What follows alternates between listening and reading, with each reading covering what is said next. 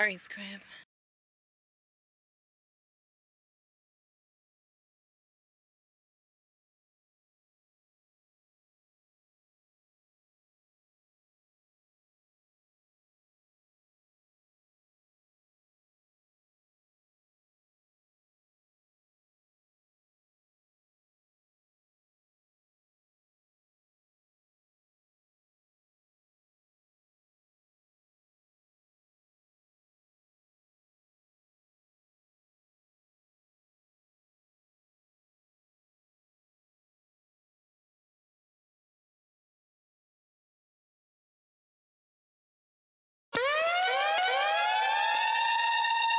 You are now tuned into Khary's crib. Khary's crib. Khary's crib. Khary's crib.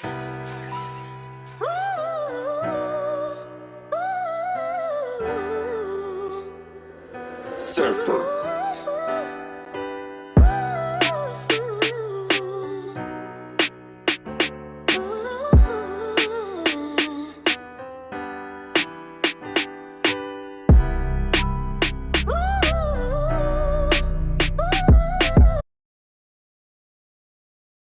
Yeah, you know what it is? I remembered to remember, but I still forgot. It's all that weed you smoke. No, I'll tell you. I'll tell you after why I keep forgetting, because I'll be forgetting. Let's do this. Let's do this. You are now tuned into. All right, run it back. Run it back. Run it back. Khary's crib. Okay. What's good into them pretty people? You know, Friday night. Just got paid, see your boy been cool, so don't throw me no shade. Other than the show, I stay low like a fade. I've been that way since back in the days. I still rock with my same hombres. Yo, bees, we dope as fuck, they just okay. It's wild that we still that way. Now it's Khary's crib live and we still don't play. Poppin' shit, Tati poppin' champagne. Twice a week, we gon' do the damn thing. 9 p.m., we on our way. So let's get ready to start this thing. B's over here doing a little dance in the side, yo. B's looking like a 90s video over here. B's looking like a 90s video. How's everybody doing tonight? What's up to all my house guests in the chat? I'm glad y'all tuned in with me. Let me go over here real quick to Bees. Let me show y'all Bees over here. Bees is out. Bees. Where'd you go? Where you at right now, Bees? For the house. You in Maryland, your cousin just bought a house. Yo. That's so dope. Air horns for the cousin buying the house, yo. You know what I'm saying? Beezo on his 90s video shit. Oh man, how y'all feeling? The beat down scene and all that, one video. You did, yo, you did. Yeah, how y'all feeling? It's Friday, you know, good. Friday the 13th at that. You know, what y'all think about Friday the 13th? Any superstitions going on? Any superstitions? Not at all.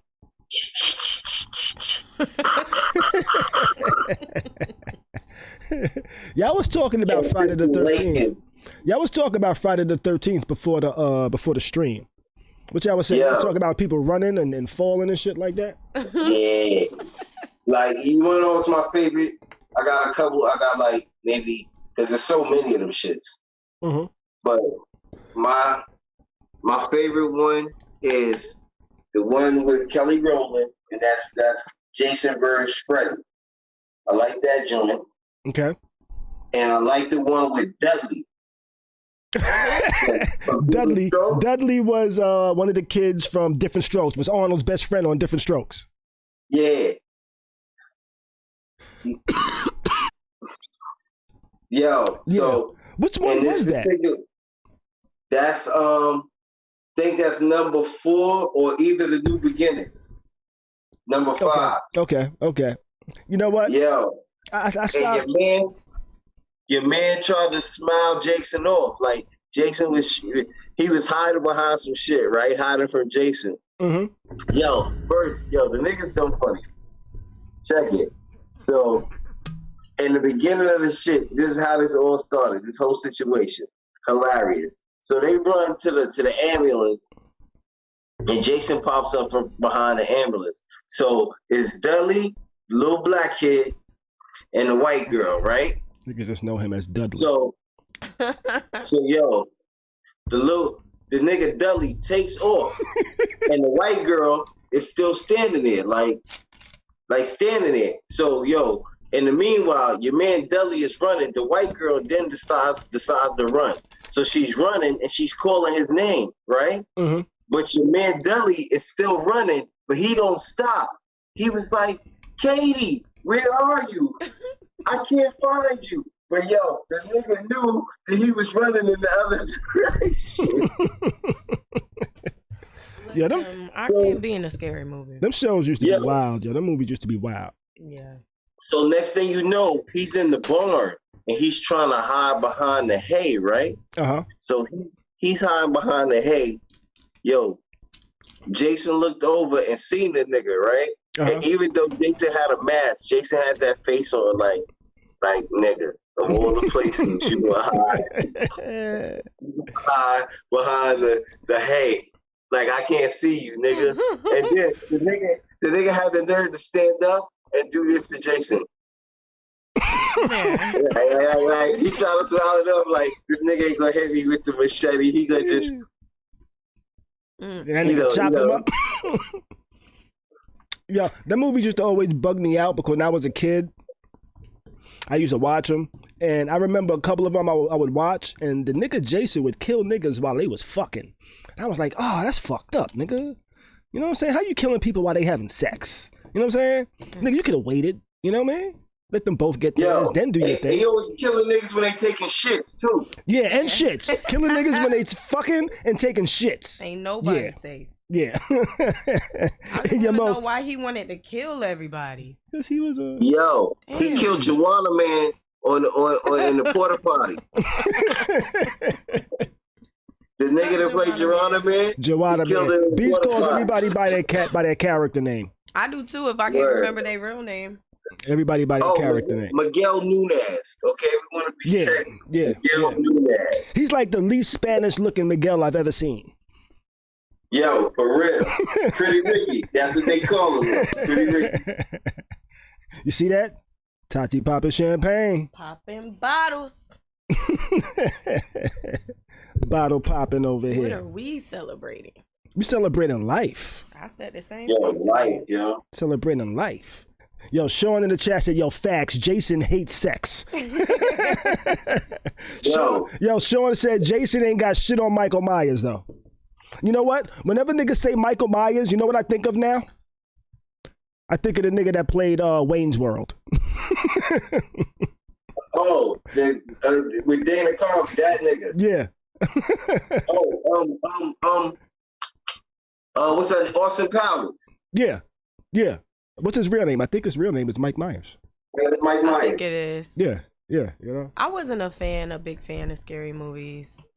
Just because it just makes me feel like, what if it happens in real life? You know what? I wasn't a big fan of scary movies because I never felt like I was scared. You know? Until your ass seen Candyman, nigga. Look, for real. Candyman? Yeah. Maybe Candyman scared me. I was like, yo, but yeah, Candyman scared me. You know why? Because Candyman was like the only nigga in the projects. You know? This is what I'm saying. I was like, you know what? All them other motherfuckers that's killing people, they places I've never been. You know? Like Camp Crystal Lake. Nigga, I ain't never go away for camp. You know what camp was in my hood? The community center. For real. You take your ass home. I ain't going away to no camp. Where about Charlene? Yeah. You know? I ain't going to no camp. I ain't know about none of that shit. I was like, you know what? My house ain't big enough for this nigga to be sneaking around and kill me. You know what I'm saying? You know? And I'm like, out of all apartments in this building, if he does come here, he's going to pick mine? We on the low floor. Niggas go up. Niggas go up higher. He want to throw niggas out windows, you know? I'm going to probably trip and fall. I'm going to get back up real quick, you know? Yo, I swear, why you gotta be the token white chick, yo?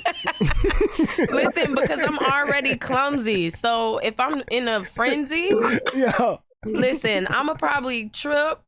But you know what? No, go ahead, finish. I was gonna say, like, I might just have a panic attack and just go myself. Like, this is just way too much for me. It's too much for me. No, I think I figured out how to unfreeze.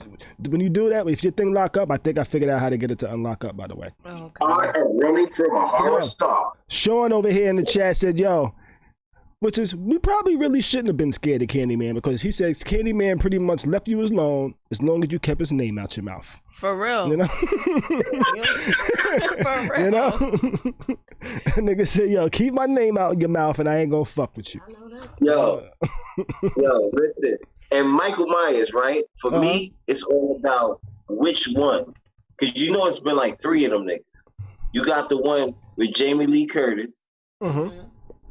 You know what I'm saying? Uh-huh. And then you got the Rob Zombie one. Zombie? The Rob Zombie one is different from the rest of them, yo.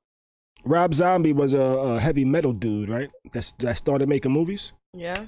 Yeah. And making like zombie movies and shit. Listen, Shot number 2, by the way. I was the youngest of my cousins. Mm-hmm. So they would watch that type of stuff. And I'll go in my grandma's room. She was like, I ain't with this. No, I'm not with that shit. The little girl with the grudge girl with the black hair. Uh-huh. They used to come out the TV and shit. She used to freak me out. What else? The Michael Myers, all that. Not Michael Myers. Freddy and Jason, all that shit. And my grandma lived on Elm Street. So like. Okay, see? Yeah. All that shit used to freak me out. I lived on Erdman. I used to watch Candyman. Look, I used to watch Candyman like this. The whole time. Hide my face. And then somebody got to sleep with me at night because I'm scared. No, you was scaredy cat. And be scared to take a shower by myself. You know, I don't remember movies really scaring me like that. You know what scared me? Dreams. Dreams, I think, scared me more than anything, you know? I remember one time I had a dream a skeleton with a Superman cape and a He-Man helmet was trying to kill me in my dream. And that shit scared me for like a couple of years. You think that's scary? You know who used to have scary dreams? I'm dead ass too, yo. I'm dead ass. Rex. Rex used to have scary dreams. Rex was a Muslim, right? Mm-hmm. And he used to have the dream about the ham sandwich chasing him. Man. Damn. He said to his mom, he's like, "Ma, it almost got me. I'll tell you." He's like, "Yo, this one had mayonnaise and mustard." Man. He was going to get me. That mean that boy wanted some ham. He wanted to eat some ham. He was trying to stay strong. Khary, you still scared of the skeleton? Nah, I haven't seen him in years. Are you still scared? That ain't what I asked. No, I haven't seen him in years. Now I think I just rip one of his legs off and beat him with it, you know? But when I was a kid, that shit scared the shit out of me. You know what I'm saying? When I was a kid, I don't know where that shit came from, but I was like, I woke up. My mom was like, "You're late for school," because I was always late for school. She's told me to go take the stairs. You're gonna miss the school bus, you know? So I ran down the steps. We only lived on the 3rd floor. So I ran down 3, 2, and then it got to 3, 2, and then it got to 3, 2, and it just kept going as I'm trying to go down. And I'm like, what the fuck? And then I finally get there, then I get back to 3, but I round the corner, there's a skeleton with a Superman cape and like a He-Man helmet, like trying to get me, yo. Like he tried to get me, yo. And that's just scared the shit out of me. You know? I be whooping ass in my dreams. Now, them punches may feel like I'm not hitting anything. I'll whoop ass in my dreams and ask questions later. See, whenever I get in fights in my dreams, I always get that fucking slow motion shit going on. It may be that going on, but I'm still gonna whoop your ass though. I get mad that I'm throwing so slow. You ever tried to shoot somebody in your dream too? Nah. The bullets don't kill him? Nah, I never had that happen. I always don't know fight. What it is about dreams. My dreams are either fighting or fucking. I've never had a fucking dream. Really? I've never had a wet dream. God. I've never had a dream about me having sex with anybody. Literally. Really? Never. Yeah, I've had dreams where that shit was so intense.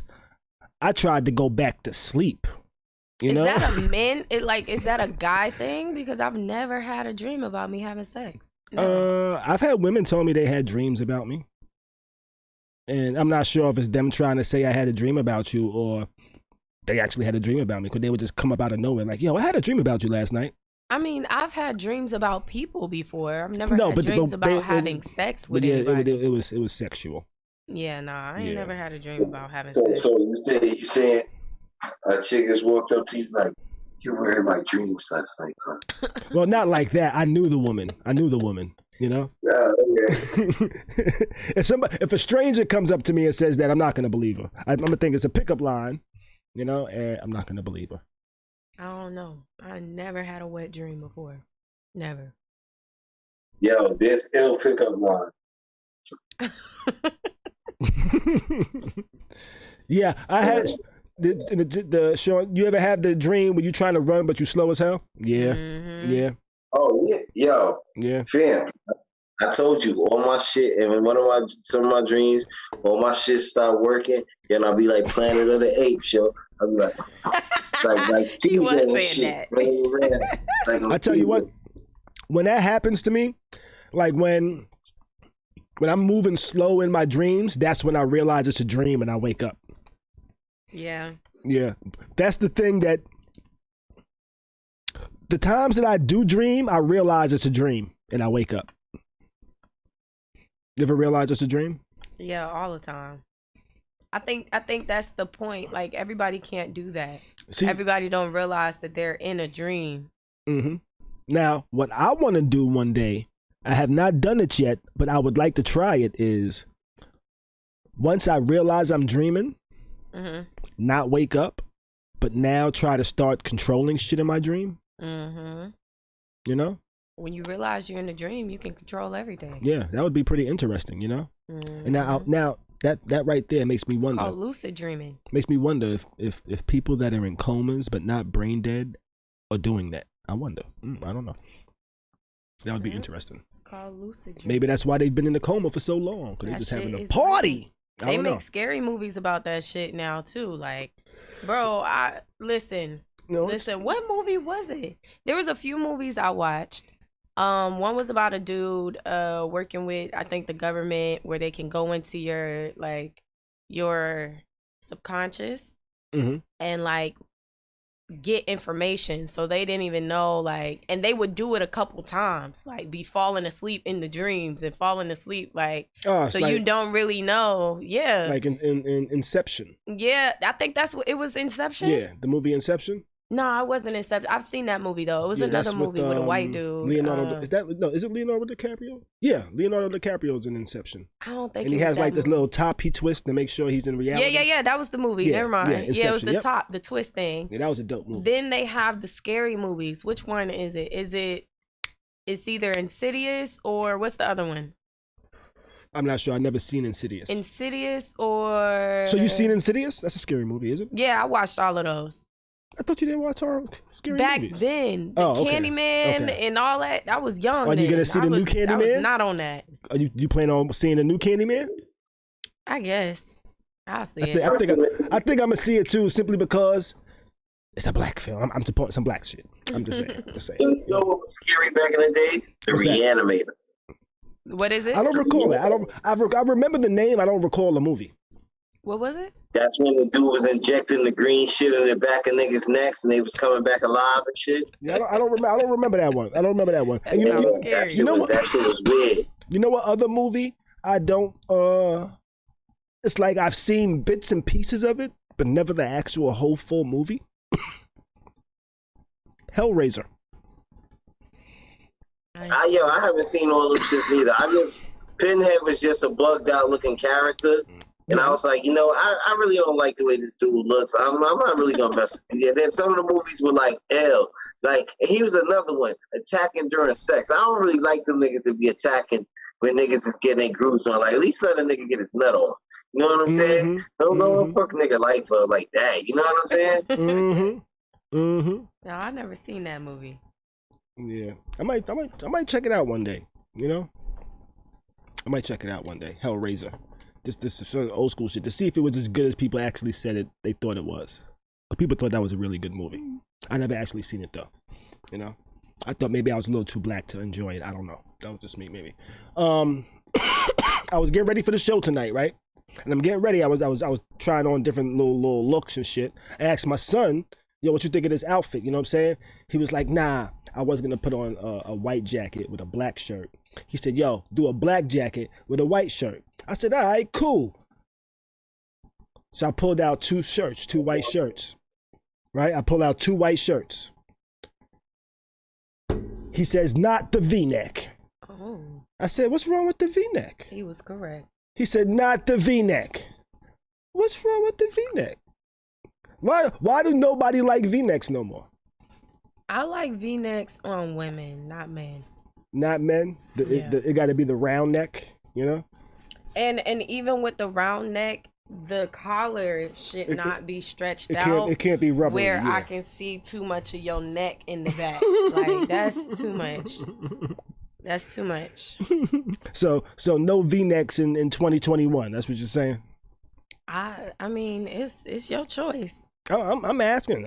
My son was like, no. I'm like, why? He said that shit looks crazy. I'm like, why does the V-neck look crazy? V-neck in a long time. Hey, chat. What y'all think? What's the chat think about V-necks? What y'all think? What about you, Bees? What you think about V-necks, Bees? About what? V-necks. V-necks is the shit, bro. V-necks is the shirt, my nigga. You say V-necks like, is the shirt? Real. Tati said V-necks are unacceptable. You know, my son. Crazy? That's Johnson shit, Miami, baby. That's like, yo, my name is Ramon. You know what I'm saying? I feel like now they just take their button downs and open them. Like, you don't need no V-neck. I think V-necks is to show like cleavage. That's why they look good on women, but not men. You get the V-neck, you get your nice little blazer. You pop in there like Ramon, little pinky ring. You know? That's so funny because that's exactly what Khary just said he was about to do. Some glasses. That's what I'm about to do. You know? And you make the people feel like Keontae over here in the chat says, not the long V-necks. What's the long V-neck?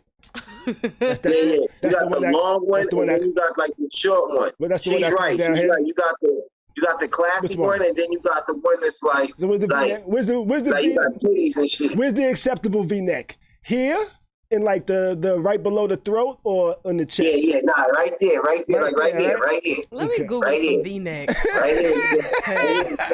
It gotta be like the ring. It's just the ring dropping down on them. It's not the whole, like, then you got the cleavage drop. There's 2 types of V-necks. You got the cleavage drop, the one that's like for boom. You know what I'm saying? And the joint sit right there. And then you got like the male joint where it's like it's there, but it's not down there, you know? Let me see, B. Got you. Because actually, this isn't the first time this week I heard about somebody saying something about V-necks. You know, I was scrolling my Facebook, you know what I'm saying? My boy Brian that lived in my building, he was like, yo, how shorty at the school gonna tell me V-necks is crazy? You know, he said, y'all young niggas is crazy. I know. V-necks have taken a cycle, you know? Yeah. I'm gonna say it too. They say in the chat, Keontae says the short V-necks. Payday says V-neck t-shirts is a wave everybody can't pull off. Yeah, that's very true. Dina says V-necks on men is absolutely unacceptable. I feel like for a man to rock like a V-neck, he gotta be muscular. When did orthopedic shoes become cool? When niggas rocking them, right? You're right. You're right. Things look crazy sometimes too. Big heels. You remember when they used to have them big heels on the New Balance and niggas went dead way behind the joints? You're right. And now it's cool to have the orthopedic heel. You know what I'm saying? You know what's crazy though, Bees? I'm some V-necks right currently, Air Force One's kind of like orthopedic shoes. But I'm just saying, though. If you look at them, the heel, the soles is mad big. But Tati's really over here searching V-necks and shit. Yeah, y'all. I'm on Pinterest trying to see some men in some V-necks. Dina says they V-necks don't look bad. Like Dina says V-necks make a man look thirsty. They do, like. Okay, so look, so I'm seeing men that look like they in the gym. They have strong chests and stuff, and they're also like beach looking dudes. So those don't look really bad. You saying my chest isn't toned enough for a V-neck? I ain't talking about your chest. I'm talking about the people I see on Pinterest. I wear a V-neck, and I kill that joint. You know what I'm saying? And we don't want to see y'all talk on me. If y'all got to talk on me, that's it's not about the V-neck. It's about the man that wears the V-neck. That's what it's really about. You are correct. You are correct.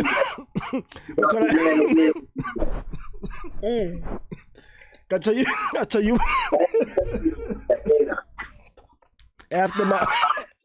After my sons said what he said, I started going through my closet. I was like, damn, a lot of these shirts is kind of V-neckish. Oh, oh, Lord. You know? A lot of these shirts is kind of V-neckish, you know? Because I'm not really a t-shirt dude, but I like t-shirts, but not necessarily t-shirts. So a lot of those t-shirts that aren't t-shirts, but they're not really the big V-necks. They're like, it's like the designer didn't know how to make it round. So he just like made a straight line that they just like connected, you know? Like the subtle. A little, like it just got like a little piece right there. Yeah. If the V-neck is like this on your neck, the short ones, that's cool. That extra. Okay. All right. All right. What you said, Bees? I said, I bet you don't fall asleep at night. If you start falling asleep standing up, I don't know. We're gonna have to end the show. I have to retire. Wayne, I have to retire. Wayne is trying to come over here with some history. He says the V-neck shirts was made for women, and men started wearing it to show off their chest. I think that might be his opinion. Listen, I don't know. Remember when dudes started wearing rompers? I remember when I saw pictures of people wearing rompers. I'm not sure if it was a thing. Was it a thing? It was a thing. Rompers were a thing? It was like an actual thing? Yes. That men were doing? It wasn't just some, okay, me personally, I never walked outside and seen a nigga in a romper. I haven't seen it. You also went at brunch and shit. I'm gonna start naming names. Oh, yeah. Tati said I wasn't at brunch. Niggas was wearing rompers. Okay. I guess rompers is out of my age division. I guess maybe. All right, check it. Rompers are not. You seen 40-year-olds with rompers on? Rompers are not for me. Yo, baby, Cash Money, he had a romper short set on. Didn't I see the game? Not the game. Cam Newton had a romper with a scarf on his neck, one of the French joints. Okay, let me ask this question. What's the difference between a romper and a farmer short set? Okay, what? The difference is the overalls. An overall short set. Overalls are cool for men. Well, listen. You dead wrong if you're a grown man wearing an overall short set. Not the shorts, but the pants. There's an age limit on that overall short set, yo. And yo, when you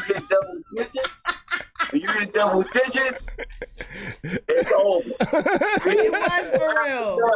Somebody was wearing a romper. You shouldn't wear no overall short set at all. Listen, I can tell you, overall shorts are not okay, but the pants, that's cool. You know who can get away with wearing an overall short suit?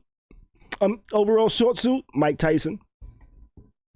No, it's still, I don't care if he can beat everybody up. It still ain't it. Mike Tyson, I remember, there's pictures of Mike Tyson in an overall short suit. Bro, it was a dude that had on a romper. Like, dudes started wearing rompers, and that just means that everything connects. And then they were tight as hell, and they had on shorts with them and sandals. Yo, and the niggas was thick as hell. Like this. And they was thick as fuck. Bees, do it again. Do it again. How was he posing? Like this. Looking like this. So wearing wearing that hellish what's her name? Carmen San Diego. Man, what? Looking like that in their pictures, man. I'm finna type that in shit. Pinterest too. Male rompers. Let's see. Let me do Y'all this ain't quick. getting away with that. That used to be a thing. I can't. The certain shit that it's just like, yo, man, why? Why y'all doing? Look at that, yo, shit. Mike got the romp on.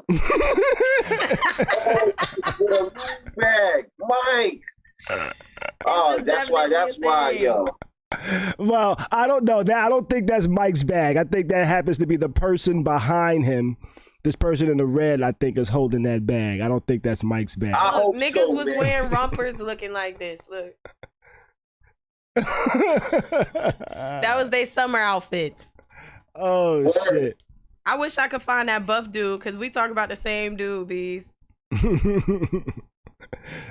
Yeah, you know what, yo? I don't think this nigga said, Sean said, yo, Tyson can also get away with having a tramp stamp on his face. Look at this. I wouldn't say it's a tramp stamp, you know? It's a, I forget what it's a symbol of. I forget. And the shit just be tight as hell. Like, what the fuck? Like, y'all want to be bad bitches? Yeah. All right. Yo, Tati said they want to be bad bitches. Me and dude got on the same romper. That's crazy. Oh shit. Y'all niggas think it's rompery. What the fuck is going on? I remember that one dude that you talking about, Bees. That shit was tight as hell, and he had on some sandals.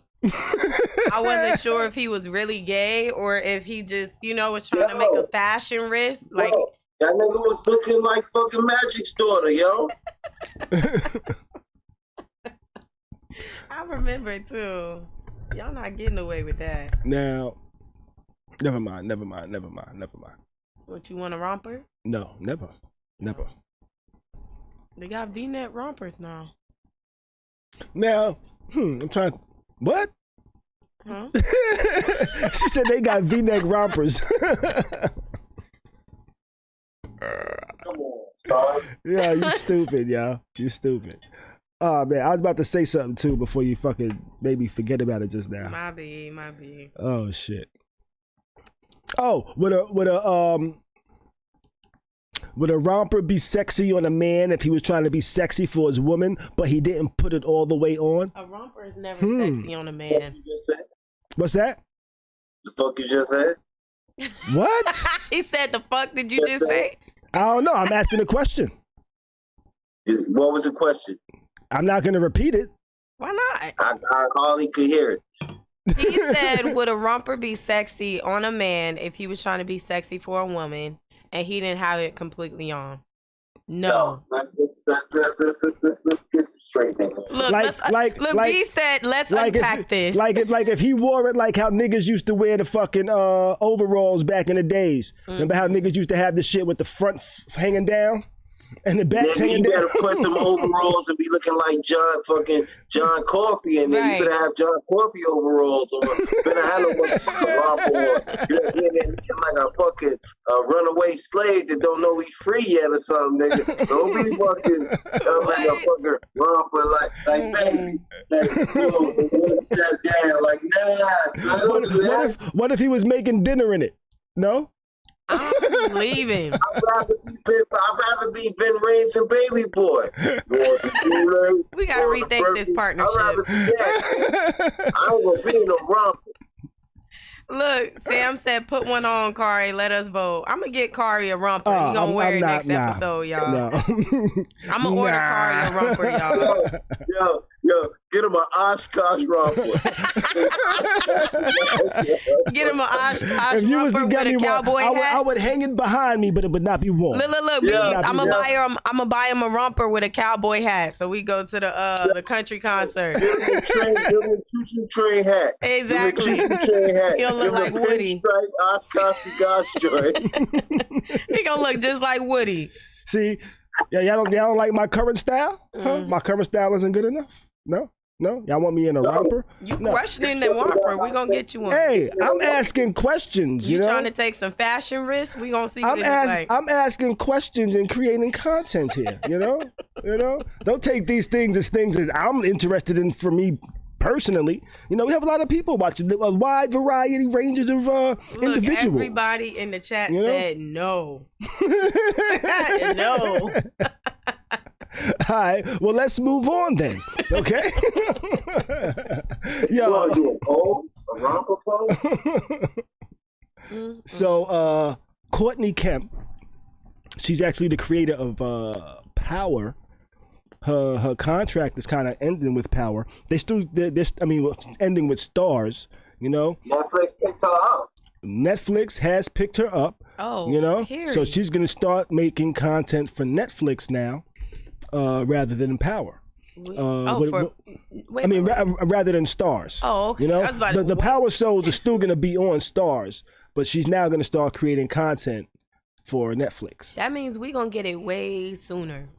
That's what's up. And all at the same time. Yeah. Yeah.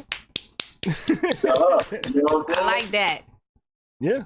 I like that. You know, so they must be paying her some pretty good money for her to say, you know what, Stars, even though y'all really helped me get popping, do the deuces. You know what? I'm going where the pastures are greener. Black women get their bread, fam. You know what I'm saying? I'm really like happy for that. Like, yeah, definitely. You know what I'm saying? You know, I wish they would do that with what's the show? What's the show? The show, I loved it. It was like a sci-fi back in the day. It was on HBO, I think. Sci-fi back in the day. Lovecraft HBO. County. Lovecraft Country. Okay. What was it? Lovecraft County? Lovecraft Country. Yeah. Country. Yeah. They didn't renew it. Like HBO, I think wasn't it HBO? HBO didn't renew it. It was HBO. I'm not sure. I personally thought it might have been just a one season thing. No, they were trying to do no, it had more than one season, I think. Did it?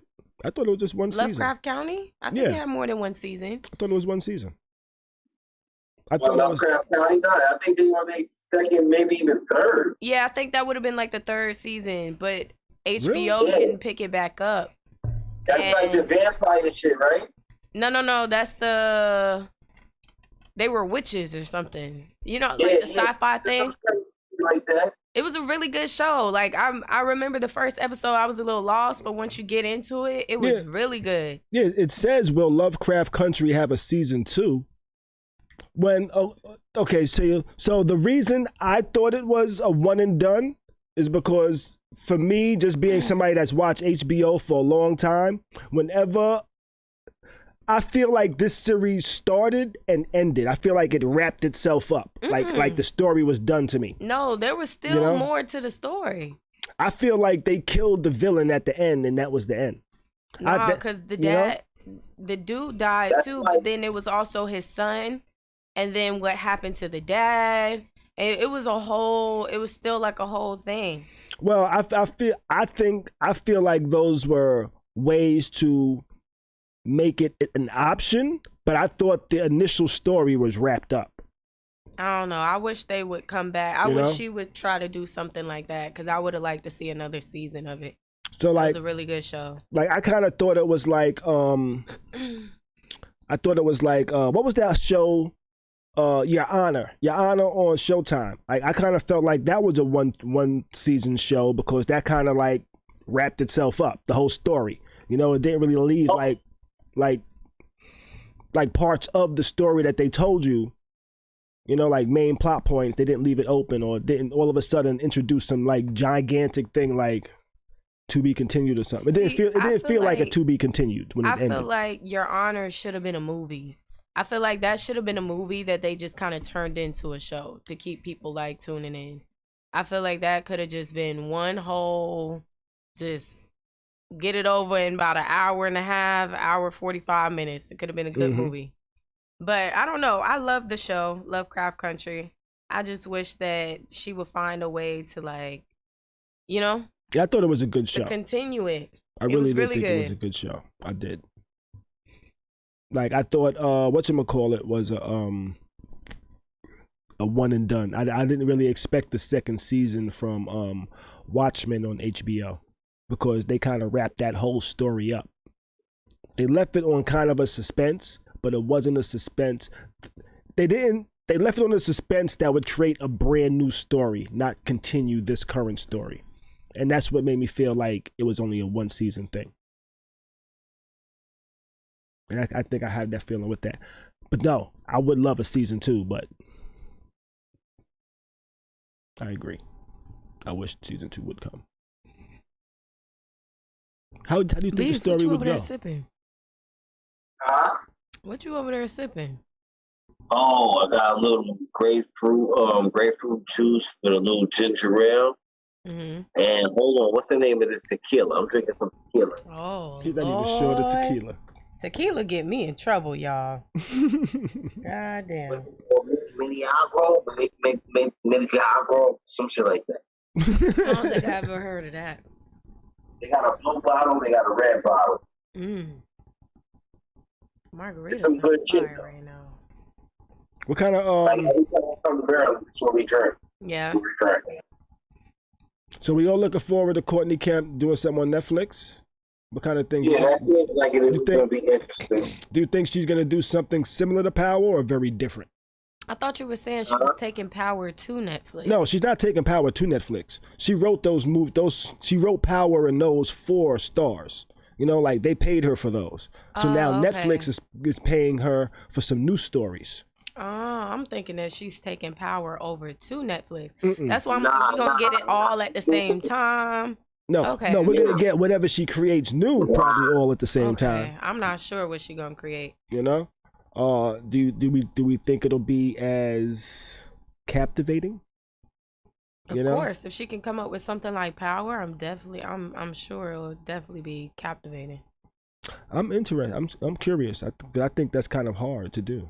I think, you know, come up with like a totally new, super incredible story. People do it all the time. I know, but there's very few of them. You know, so. And I say that like in I think it'll probably be in the same realm. I don't think so. I think it'll be something completely different because she wouldn't want us to. I feel like you wouldn't want the audience to expect the same shit. Although it's working for you, I wouldn't want the audience to expect the same crime, drugs, killing type stuff. Feel like it'll be something in a different, like, I don't know, like a different channel. I feel okay. All right. I want to see her do something like the opposite of Power. What would be the opposite of Power? Would it be like a police? Oh, Bees just answered Kai's question. He said, "Why is Bees standing?" And Bees just went to go get something to sit on. Bees actually traveled. He's in Maryland right now, and he looks like he's in the basement, and they ain't got nothing down there yet. So he just got like this big wash pan to sit on. I'm in the jungle. Oh man. But yeah. We'll see what she comes up with. I hope it's something good, something dope. You know? And this week we celebrated the birth of hip hop. So happy birthday to hip hop. Hip hop is 48 years old. That's crazy. You know? August 11th, 1973 is when Kool Herc threw his first party, and that's when people say is the birth of hip hop. That's dope. You know? And they actually had some...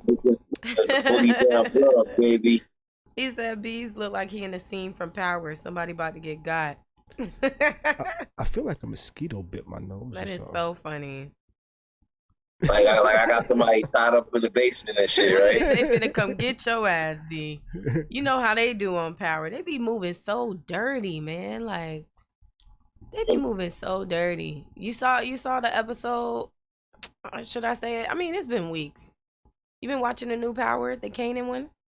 Yeah. Nah, I'm gonna wait till I'm one of them people. I'll wait for the whole season. I haven't seen this week yet. I'm not caught up with this week in Power. You say you're gonna wait to see the whole season? Yeah, so I can binge it. So should I not say anything? He's gonna wait for the whole thing to play. Because what happens is a lot of times I'll be forgetting shit. Like if I gotta wait the whole nother week, I'll be forgetting certain shit. You know what I'm saying? So when I binge it, I'm able to just like back to back, like, okay, this relates to this relates to that, this relates to that. Sometimes I'll be like, yo, you're gonna have to start watching it because we're gonna be talking about these shows, man. Listen, when these shows be coming on, we're gonna be talking about some of these shows. Hell. You know? No, and Wayne Mills, I'm sorry to cut you off, Tati, but Wayne Mills said, yo, Khary, what do you think about P-Valley's second season? I haven't seen the first season. I'm just waiting for P-Valley to come back on. Like, damn, how long are we gonna have to wait? The show called P-Valley. Oh, P-Valley, that's a little too rich for my blood. That was a good show. B says it's too rich for his blood. I think I get what you insinuating, Bees. I'm trying to. I don't know when it's gonna come back. I heard there was like a lot of homosexual scenes in that show. I mean, everything has. I think Bees might be that might be what Bees is referring to. I haven't seen it, you know. I'm not sure why I didn't actually watch it, but I haven't seen it. I mean, it's a show about strippers in a club. Mm-hmm. You know, them making their money, how they whatever.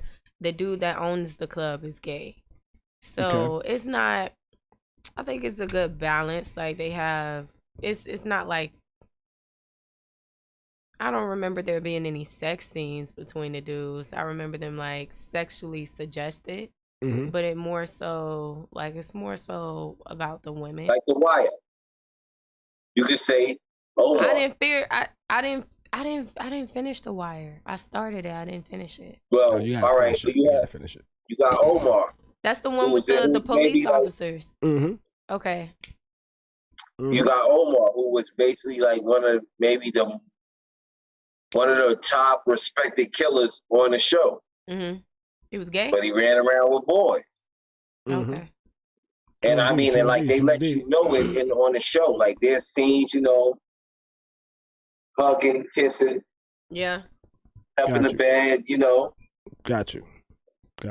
I know we made a segue, but we was actually talking about the birth of hip hop and happy birthday to hip hop and shit like that. You know, I'm not sure how we actually jumped back to the it's because I asked. I think P-Valley shit, but let's get that P-Valley. Let's talk about this hip hop thing. Yeah, hip hop. Back to hip hop. Yeah, back to hip hop. We got way off topic. Yeah, we did. Cause I'm over here looking. It was because of a question. I know, you know, Bees is talking about this show, and I'm over here looking at the screen, just reading this sentence that says 48 years ago was the birth of hip hop. Hip hop is older than me, you know. And I remember growing up to hip hop, man. You know, I remember hearing hip hop on the radio back in the days and it not being an all day thing. You know, it's not like I could just turn the radio on and they was going to be playing hip hop, you know? And this is why for a long time I kind of couldn't stand R&B, you know? It's because that's all that was on the radio. You know, I didn't have really options, you know? It's like I wanted to hear hip hop and all they wanted to play was R&B. And it wasn't even really, and okay, for one, I didn't understand heartbreak and shit like that, so the songs really didn't make sense to me. And it wasn't like the R&B of today. It was like the majority of the R&B on the radio back when I was a kid was motherfucking ballads, you know? Do you think that's because, like, so I remember back in the day, TV was a little different. You could say a lot of shit on TV back in the day that you can't say now. But radio, you couldn't say, She's talking about regular TV, like TV. Not cable, you know? Yeah. Just like ABC, NBC, CBS, Fox. Like they used Wait, you saying that you couldn't say that shit? You couldn't say stuff. You couldn't. You couldn't say certain things. No, okay. Now I thought you were saying you could. I thought you said you could. I'm sorry. She is saying you could, you know? No. Wait a minute. No, she said you could say things back in the days that you can't say now because it's a little more sensitive now. Back in the day, because you can still say certain shit. There's shit that you can say on TV now that you couldn't say back in the day. But like certain curse words, you were able to say, certain things you couldn't say. I think radio was a little different radio was more like, it was very regulated with the music at a certain point. Like, so I feel like that's probably why most like hip hop wasn't on the radio. Cause I remember growing up and it was mostly R&B too. But I think it's because like some of the hip hop music, you just couldn't play the whole song. Like, you know how now they replace certain words with other words? Back then they weren't doing that. So they just wouldn't play the whole song. Yeah. Because it wasn't appropriate for the radio. And even before then, they just wouldn't play hip hop, period. Yeah. You know, because we had a lot of music in hip hop in the beginning that really wasn't like bad, it wasn't crazy, it wasn't no profanity in it. You know what I'm saying? It was just clean music. It was have fun type music, you know what I'm saying? Like, and then like when NWA and like certain, that's when it's around that realm, it started getting like a little raw with, you know, like curse words and stuff like that. But you know, there was a lot of Fresh Prince, and you got to remember like Kid and Play. You know what's you know what's one of the dope things about hip hop? If you actually look at the evolution of hip hop, if you look at the stories, if you look at the videos, like, it's awesome. You can actually see the story of hip hop through hip hop, like some of the adversities people were going through, some of the shit people were dealing with, you know what I'm saying? Like groups like Salt and Pepper and Kid and Play, you know, some of their early videos, their videos was depictions of like, yo, people really hate hip hop just because we're having fun, because we're dancing, because we dress the way we dress and things like that. Because at this point in time, the only people that fucked with hip hop was like the young kids, you know? Like my parents didn't really fuck with hip hop. Yeah, we that generation of like hip hop, like maybe like a little bit before us, maybe like I agree, just a touch bit before us. Yeah, I was born into hip hop. Like I was born into like the guts of hip hop in the Bronx and shit. I remember fucking lunchtime, it would be raining outside, so we couldn't go outside, so we'd be in the motherfucking gym in our fucking elementary school breakdancing. You know? I remember that shit. You know what I'm saying? I remember seeing niggas breakdancing and fucking doing the electric boogaloo on the motherfucking doing the worm and shit, backspins, windmills, you know what I'm saying? Fam. That's crazy. Y'all get that. I remember niggas being in the monkey bars in the dome. You remember the dome in the back? Yo, the niggas used to have cardboard back there. Yeah, niggas used to bring the cardboard out, all that, yo. That's so funny. Show back there, yo. Y'all had breakdancing when I was in school, probably about middle school. We had cranking here in Tampa. We would miss class, like not miss class, but we'd be all late as hell to class. Cause niggas would be in the hallway cranking. Some music, either somebody beating on the wall, making a beat, somebody beatboxing, or somebody got a speak or they phone or some shit out, and niggas start cranking and shit. Like that was the highlight of our day. I'm glad that Tati brought that up. That's another thing about hip hop. Like that's the what would you say, the evolve? How you say it? Evolution. Yeah. Evolution. Hip hop evolving. Yeah. The evolvement of hip hop. Look how like for the South, y'all were cranking. You know what I'm saying? For Florida, y'all were cranking. For Cali, they was clowning. Yeah. What's his name? Tommy the Clown. For Atlanta, they was crunk. I remember that. For New York, they was shaking. You understand what I'm saying? I remember that. It's like it's amazing how like it evolves and everybody took it and made it their own. Yeah. You understand what I'm saying? But it's at a point where it's like, for me, like it was dope when everybody was just getting creative and making it their own thing. Right. That's true. But it's sad nowadays these kids got TikTok dancing. Let's not forget. Hip hop is still hip hop. Hip hop is just a little different. You know? Because in the essence, hip hop isn't just rap. Rap is the music of hip hop. You know what I'm saying? Hip hop is a culture. A lot of people look at hip hop as the music. Hip hop isn't the music. Hip hop is a culture. You know what I'm saying? The culture of hip hop includes the art, which is graffiti, the dance, which was breaking. You know what I'm saying? The music, which was rapping, the DJ, turntablism. You know what I'm saying? And there was one more. What was the MC? No, there was like 5 elements of hip hop. What's the fifth element? The DJ is the DJ. The DJ, the dance, the art, the MC. You think it's the clothing? What? Time out. Yes, you're correct. The dress, the fashion. Martin, what did Martin say? You ain't got nothing without the DJ from the motherfucking giddy up. Mm-hmm. Yep. You know what I'm saying? The DJ is the most important part of hip hop. Then comes the MC, the dress, the art, the music. MCing, DJing, breakering, graffiti, and beatboxing. The art. Beatboxing. Yeah. Oh, yeah. You know, we forgot about that part. But I think we probably should add fashion into that shit nowadays. Yeah, because that shit has influenced. So there's a new 2021 definition that has b-boying, beatboxing, DJing, graffitiing, MCing, and stunting. Which, yeah, stunting. You know, that's a pretty big part too. That's being fresh, right? Niggas like being fresh. Flexing on. Niggas people. like stunting. Look, like I was watching this little video the other day about some dude talking about watches. A dude was rating Slick Rick's watches, you know, but he didn't really know who Slick Rick was, you know. He was like, "Yo, who is this guy? How does he have all of these watches, and why is he destroying them?" He was like, "Why is he putting all of these diamonds on these watches and devaluing them?" You know?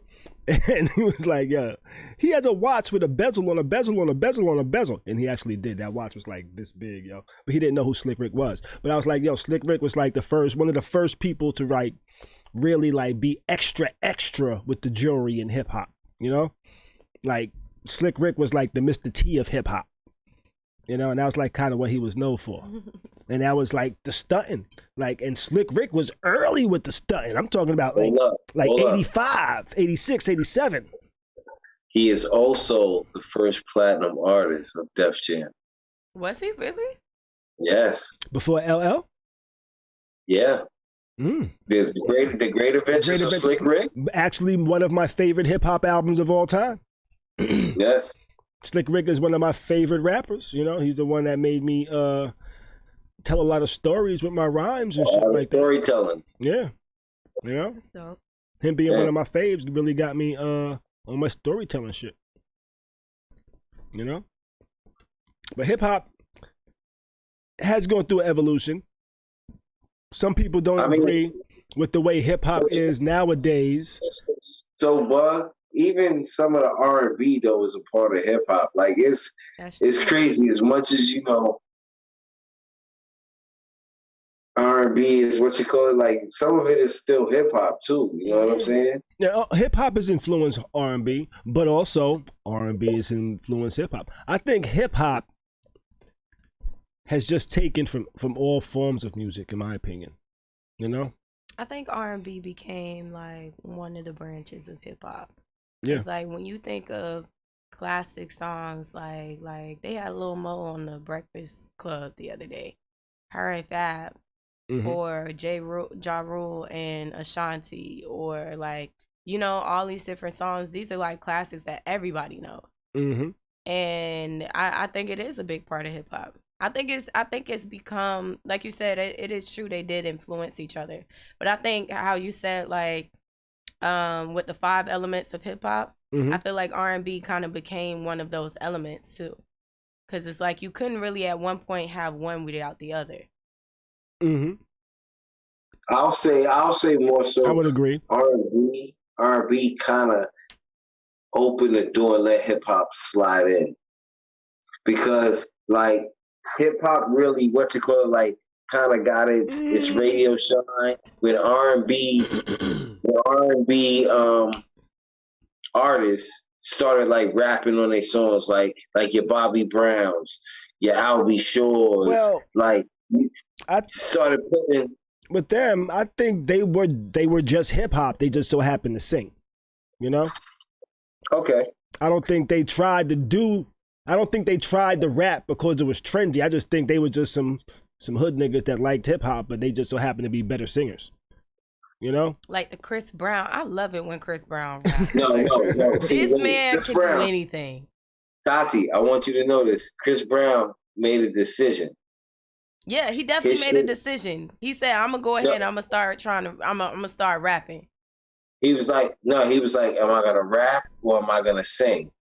Which gets more girls? Man, Singing. listen. That's what I'm gonna do. I'm dead ass. That was his decision. That's how You he know made what? his I think decision. he started out as dancing first. Well, he was singing, well, but dancing No, he was was his in a rap passion. group with him, Trey Songz, and Neo. Actually, When was that? I don't know about that one, but I tell you what we though. talking about high school. But All them dudes went to high school.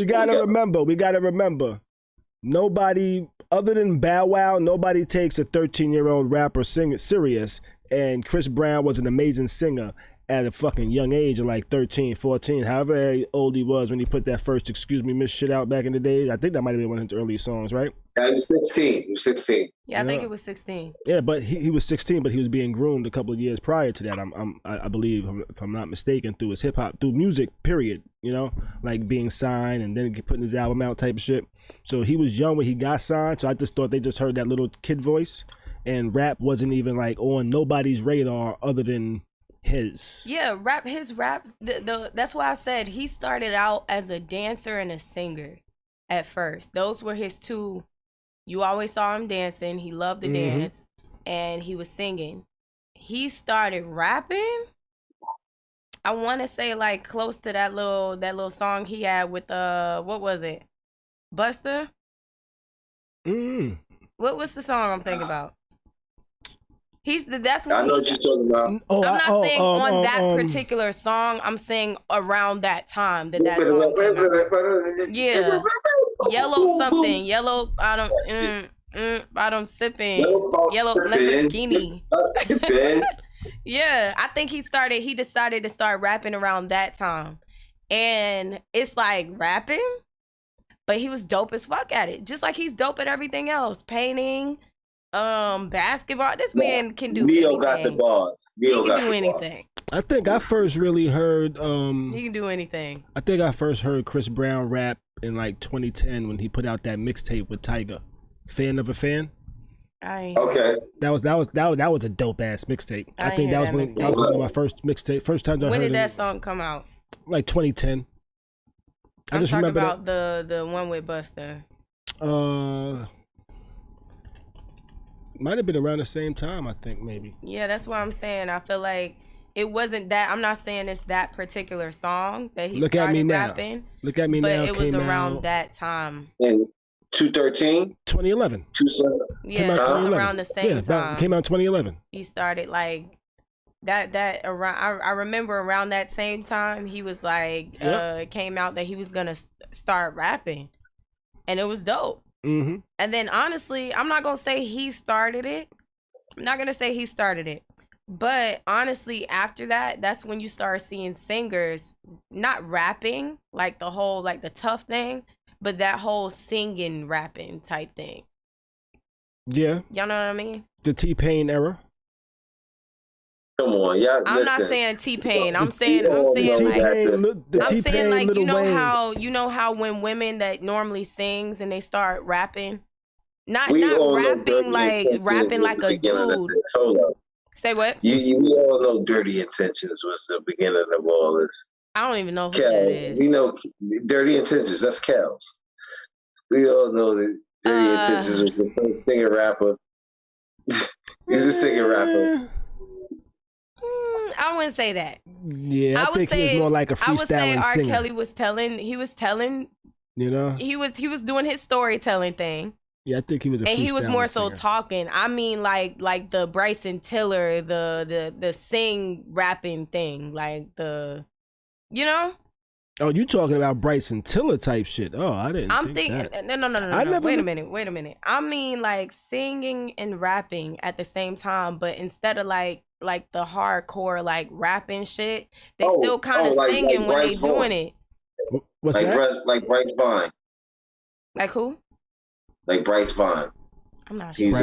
He's like a singer. He's a singer rapper. Yeah, like I feel like that kind of came out around that time. Shit, yeah. He got some shit, yo. Yeah. I feel like that kind of came out around that time. Not more so. I didn't mean like T-Pain. T-Pain is different. I meant like that whole little thing. Okay. What's dude's name?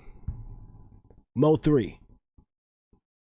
Mo 3, yes. He's like a singer. He's like a singing rapper. Mm-hmm. What's that? The quicksand.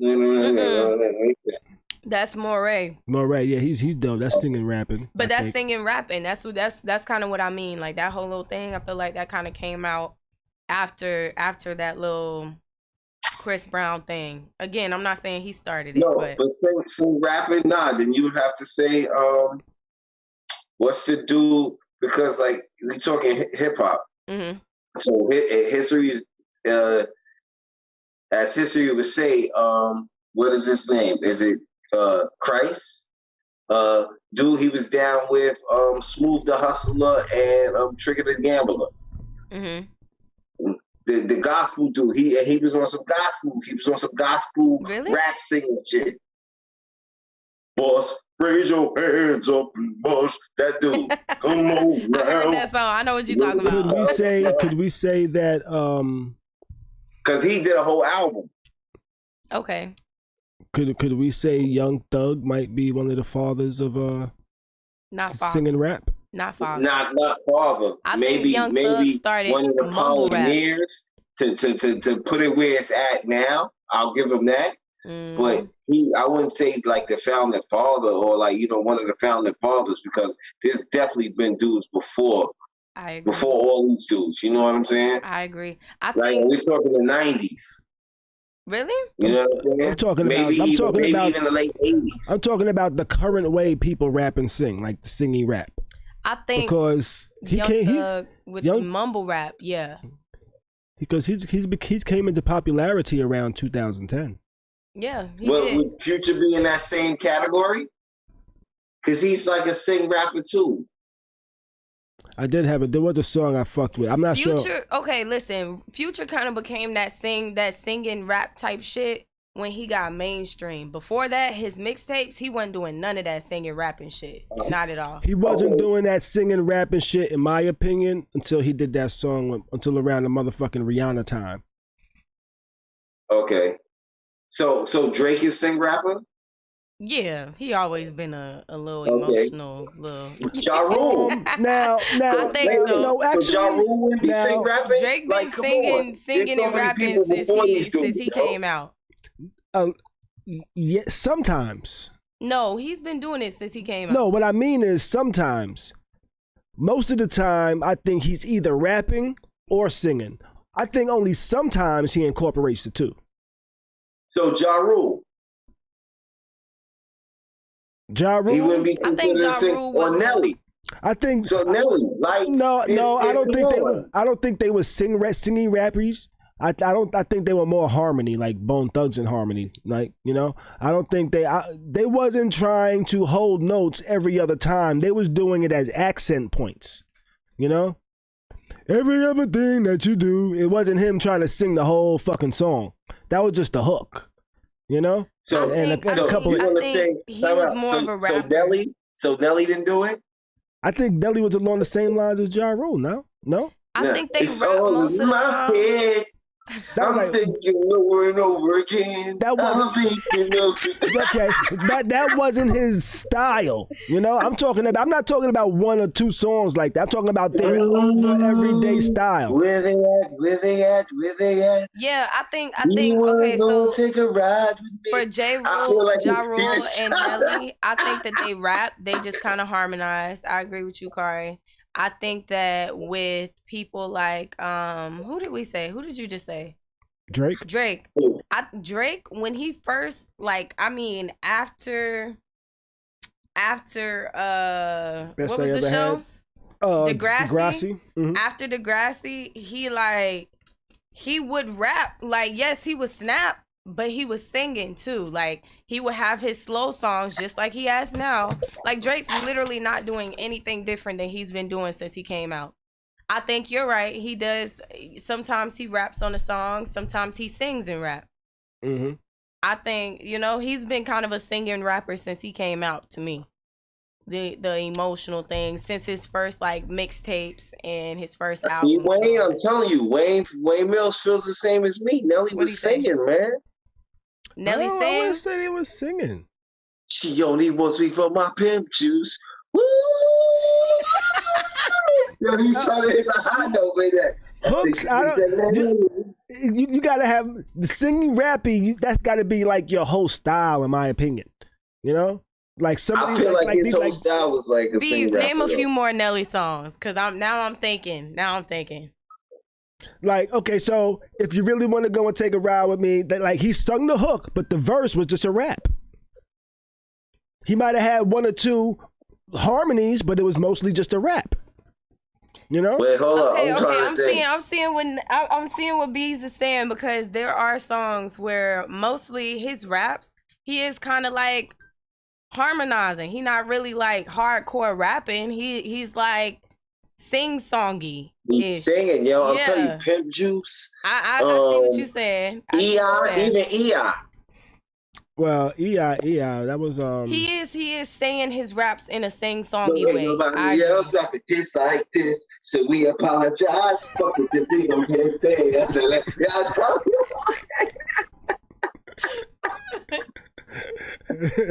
I agree, though. I agree. I ain't think about Nelly. That's a good one. Nelly has kind of been like a sing-songy like rapper. Why did I do that? Why did I say rapper? you testing the skills? You testing the skills? Let's see what they say in the chat. They say, only time he rap boat. is I Am Number One. That's probably the only time he rap. I kind of felt like he mostly rapped and just has singy hooks. Barry White said over and over again. I'm thinking over and over again. I'm thinking. Because it's all in my head. That's him. That's not the white dude. That's Nelly, yo. They both were singing. I'm thinking about it over and over again. You know what? I'm trying to hear what Bees is saying. I'm really trying to hear what Bees is saying. But like in the back of my head, there's something that says, yo, Bees fucked with Macklemore when he beat Kendrick Lamar for the Grammys. Bro, I like Macklemore, but not enough to beat Kendrick. Fam, I respect Macklemore. What did Macklemore do? He gave his Grammy to Kendrick. I wouldn't have took that. I don't want that shit. No. Win my shit fair and square, but it's a good gesture. Yo, time out. When you're a person that wins the Grammy, right? Mm-hmm. And then you acknowledge, like, yo, dude, your album was better. This shit is supposed to be for you. And you give your award to the person. That shit is a whole different statue of character and all that. That's like admitting, like, yo, my shit was hot, but your shit was hotter, my nigga. Like, that's a dope gesture. I wouldn't have took it though, because I would have wanted to win it fair and square. But I want to win them motherfuckers. I think we realized that the Grammys be tripping. You know. Yeah, Grammys be tripping. Wasn't that a hashtag at some point? I think. Yeah, they tripping again. and that's the whole thing. He has a whole song dissing the Grammys. Like, come on, man. Macklemore's nice. I'm sorry, bro. It's just what it is. I tell you what. If I was to go back in he's top 5 white rappers, yo. If I was to go back to 1985 and kind of imagine what hip hop in the future might sound like. I'd expect this shit. Actually, this is what I would expect it to sound like. Very different from the current hip hop. You know? Yeah, okay. I expect that. I respect it. Different. It's evolved. It's not all good though. I just feel like right now it's at a hard stop. I don't think so. I think it's just evolving. You know? I think the problem is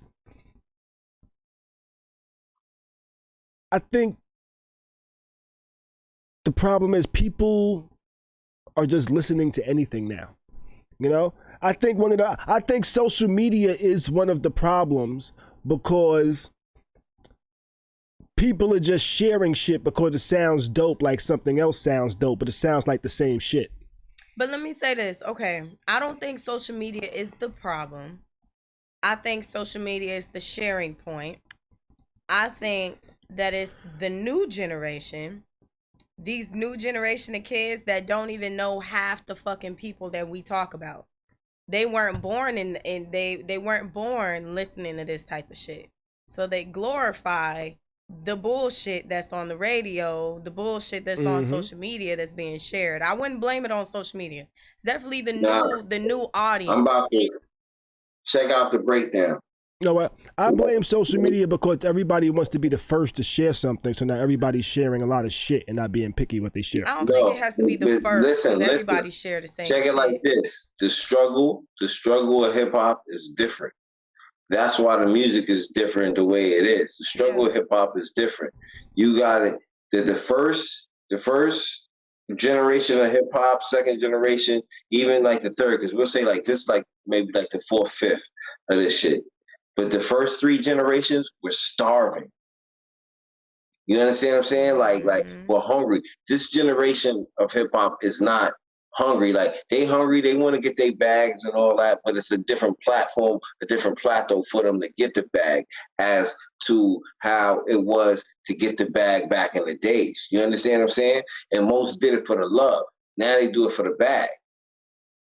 Listen, I agree. I feel like it's so easy for anybody to become famous and to become an artist right now that it's just like I was watching the T-Pain on the Breakfast Club.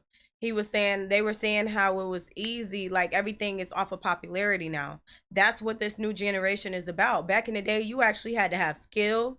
We had to feel that shit. Like we had to feel a certain way. Like I'm gonna use Wayne. Wayne is one of my favorite, my favorite rapper alive for me. He it's like when you hear him say shit, the fact that you got to think about it and hear it a couple times and be like, damn, like, did you just hear what he just said? You know, this shit is like a catchy hook, a catchy few lines. And then honestly, it's not even that anymore. Half of the shit that's like being spread around social media, it's just a few bars or just a hook of a song. And it just has to be catchy enough for a bitch to do a dance to it, for it to go viral, for that person to become to get famous pretty much. So now it's like you could get famous from doing stupid ass videos. You could get famous from doing a little voiceover that people want to use over and over. You could get famous from just playing around at this point. Back then, like you said, it wasn't as easy. People ain't hungry. They just let me find the next dumbass thing that people might pay attention to. So that's why I said I wouldn't blame social media.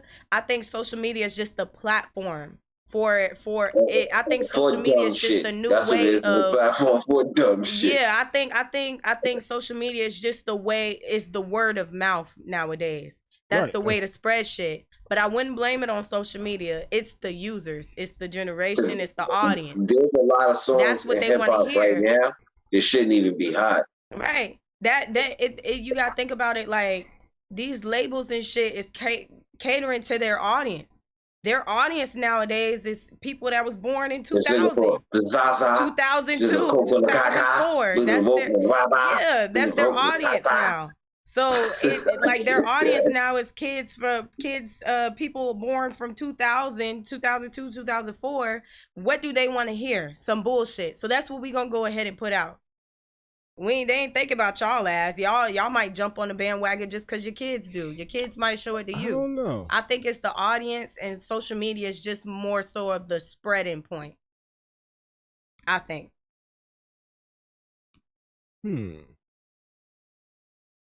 Demographics. Who spends money? That's what they going after. What's that?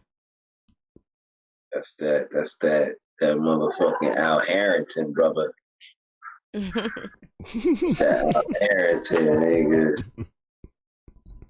Then tonight in the treat jar, what we got? We got the peanut butter and jelly. The only problem I see with hip hop right now is that there's too much of the same thing. That's the only problem I see with hip. I don't really see a problem with the way people are making music or anything. I just see it that it's too much of the same thing. Yeah. There's not enough originality in hip hop, I don't think. But you know what? That's my problem. Like there is, but those dudes, they don't get mainstream most of the time. You got to be put on to their shit and continue to listen to their shit, because honestly, that's how Kendrick was before he went mainstream. It was some different shit, and it's good enough to be mainstream, but it had to catch a lot of people's eyes. I mean, eyes. A lot of people had to be put onto it for it to become mainstream. So I think it is different shit out there. Like you got Bruno Mars making like old school funk music. You know, that's different. Everybody can move to that. But I feel he's the prince of this generation. Yeah, I feel like this generation. I wouldn't go that far. I wouldn't say Prince, but yeah. I think this generation is like. He ain't done yet. It's just what, and somebody in the chat said they're just finding their sound. I feel like that's true. But again, I don't feel like there is enough. I feel like there is originality. It's just we don't hear it on the radio, and that's not what's being shared on social media. You actually got to be put on to some shit like that nowadays for you to hear that type of stuff. It's sad, but it's like, you know, I hate listening to the radio. The same shit all fucking day long. The same stupid shit on social media. But that's what these kids want to hear, because guess what? I just heard that TikTok was one of the most downloaded apps in the world right now. So what's trending is shit that these kids can dance to, and now adults and old people dance to the shit too, you know. So they just really catering to what the audience wants to hear. I think I said this a stream or two ago, that I'm tired of seeing people doing the same fucking videos, just a different person. It's the same shit, just a different person. You know. I wish I could TikTok dance. Same moves, same music, same everything. It's a different person. I'm sorry. And that's and then again, this generation has a short attention span too. Shit moves so fucking quickly for them. That's why it's just literally something new every week. Somebody get canceled, they forget. You know what's so crazy? That's why this generation, music-wise, they'll never have no anthems. And when I say that, a lot of people be like, yo, Bees, I think. What do you mean by no anthems? Okay. They got anthems. They got anthems like that Meek Mill song. What's that song that they play in the club all damn day long? Okay. Yeah, that's an anthem, but listen, like, you'll never get another hip-hop parade. You'll never get another summertime. You understand what I'm saying? There's certain songs that you'll never get another one of those. I think actually, Bees, I think every summer for somebody there's one of those out there, or for a majority of people there's one of those out there. We just don't fuck with it. It's just not it to us. That's what I was gonna say. Like my daughter, there's a song that probably came out one or two at some point that's a summertime to her. You know, we don't understand it because it's not us, but it's a summertime to her. You know, it might not be our version of it, but it exists. It just doesn't exist through our eyes from them, in my opinion. Got you. You know? Got you.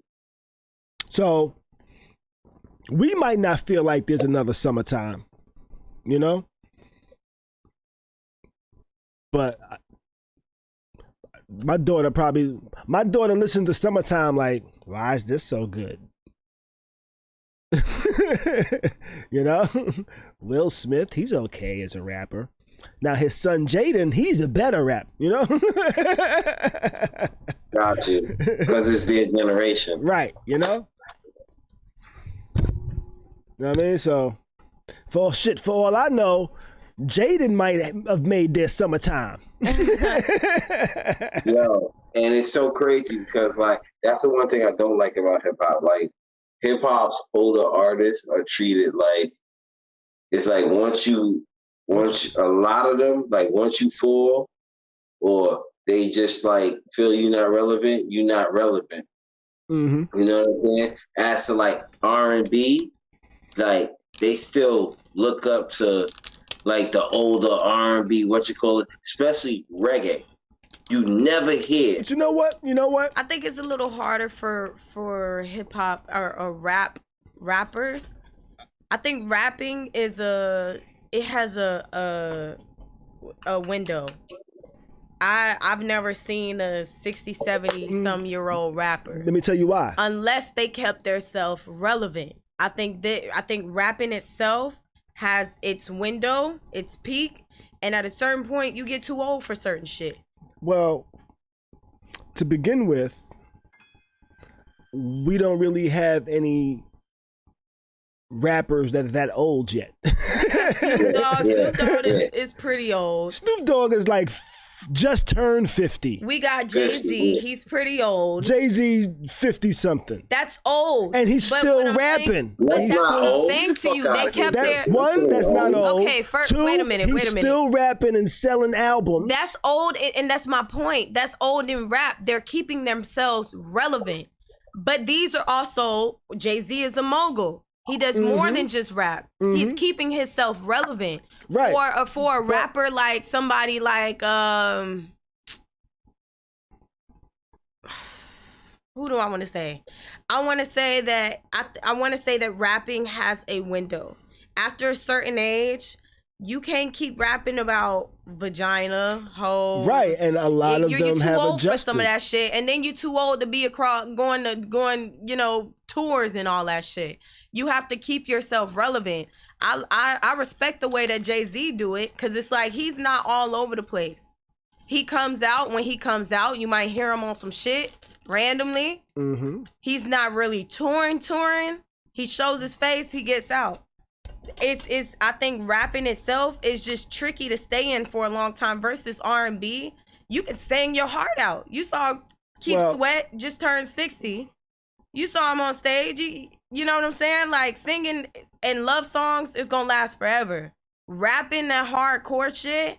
At a certain point, none of that shit don't really make sense. You don't want to hear a nigga rapping about shooting people, hoes, and all that shit while they 60, 70 years old. Go chill with your family. Actually, you got to find a way to stay relevant when you're older with rapping. Actually, well, I think that's because the older rappers aren't your generation. Because at this point, niggas aren't going to the show. Like Snoop is almost 50, if not already 50, and I can go to a show and hear him rap "Murder Was the Case That They Gave Me." But why? That's not what I'm saying. New shit. I'm not saying old shit. Yeah, I'm not saying them rapping about okay.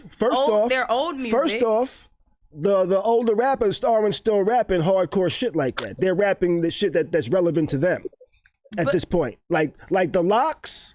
The Locks actually dropped the album maybe a year or two ago. The shit was tough.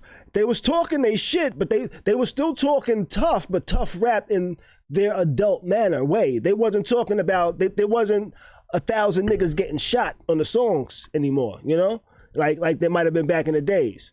The rappers that are still rapping have adjusted their content. They're just the assumptions that they haven't probably, but also that's not what I'm saying. That's exactly what I'm saying though. That they are keeping themselves relevant, and you see them age like Jay-Z. He's not rapping about still selling dope and all that shit. He's rapping about his family. $1 million. He better not rap about no dope. Exactly. Right. He's rapping about his family, his businesses, shit that people, conscious shit that people should listen to. So right. I'm not saying that they shouldn't be elevating. That's exactly what I'm saying. The only way that you can really stay in rap for that long is if you continue to make yourself relevant. Snoop Dogg, Snoop Dogg. I don't know why I said Snoop Dogg, but Snoop, he with Martha Stewart. He's fucking mingling with white folks in commercials and all types of shit. He's keeping himself relevant. So is 2 Chainz keeping themselves relevant. So when he does throw a feature on a song, it's not like the new generation isn't, because again, that's your generation. So what I was gonna say is we have to keep in mind that sometimes in our generation, we're not really completely open to change. So when what you saying that you grew up at the peak of hip hop, when that next generation came, you weren't really trying to hear that because you was used to what you was used to. Just like how we feel about this new generation.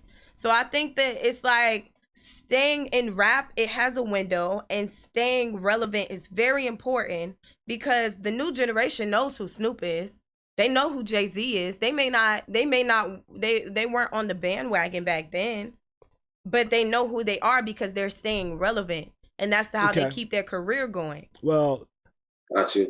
Well, I think rap isn't really old enough to have old rappers, to tell you the truth, because niggas didn't really start making money in rap until the fucking late 90s, early 2000s. That's when niggas actually started making money off of rap. And it really wasn't so much off of the sales of the album, unless you were selling millions of copies. It was off the tours and shit like that.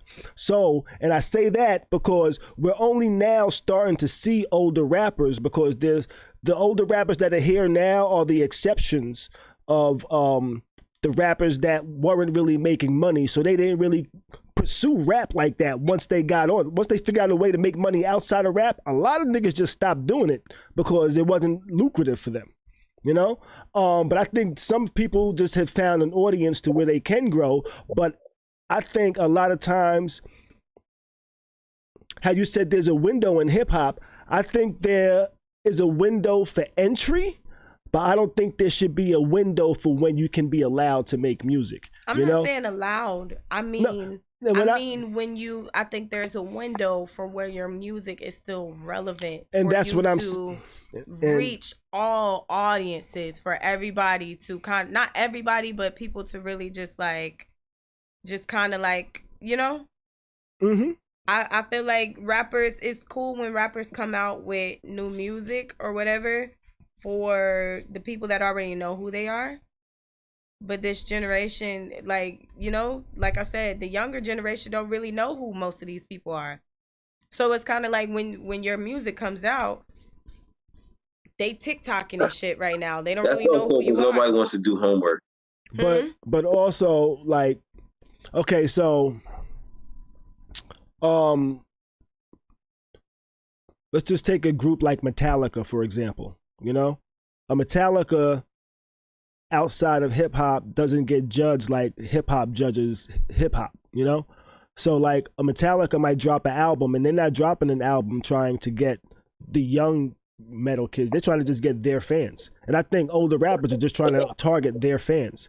Like Nori, for example. He dropped an album not too long ago, and I don't think he was necessarily cared about getting new fans.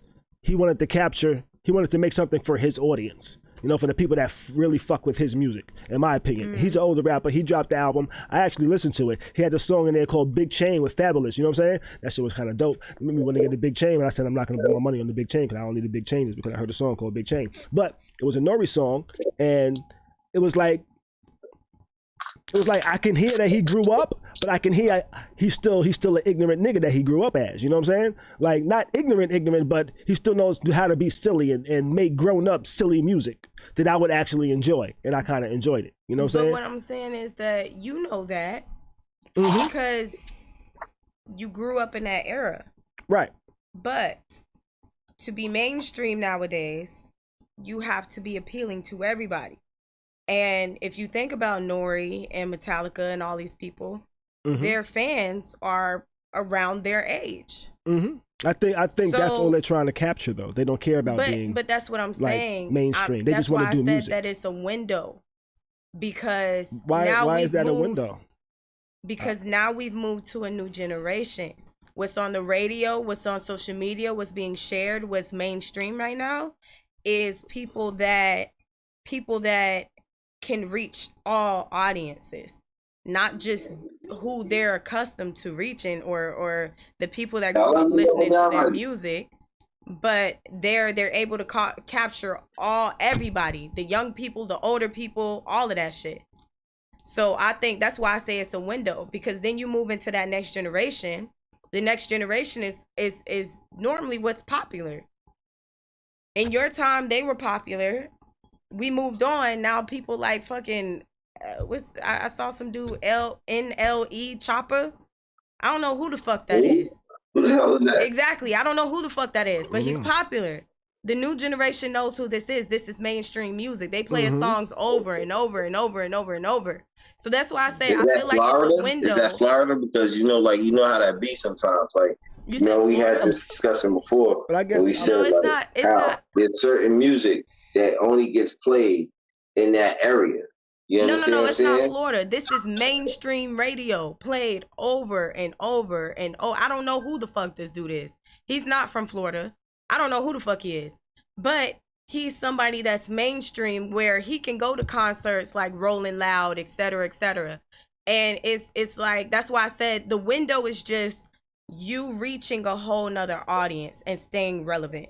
Because if you continue, like I said the other day, if you continue to try to reach your audience, you're going to stay right there. You're not going to grow. You're not going to be, you know what I'm saying? Like when you come out with shit, I didn't hear about Nori's new album. I didn't grow up in that era, but I didn't hear about it. It went on the radio. Right. It's not mainstream. That was part of my point. He didn't care about that. But that's my point too. He didn't care about it. I understand he didn't care about it. But that's why I say, why does being mainstream have to correlate with there being a window for entry? What does mainstream have to do with it? Because being mainstream is well, breaking those barriers and reaching other audiences that's being played on the radio, that's being and going viral, social media and all that other shit.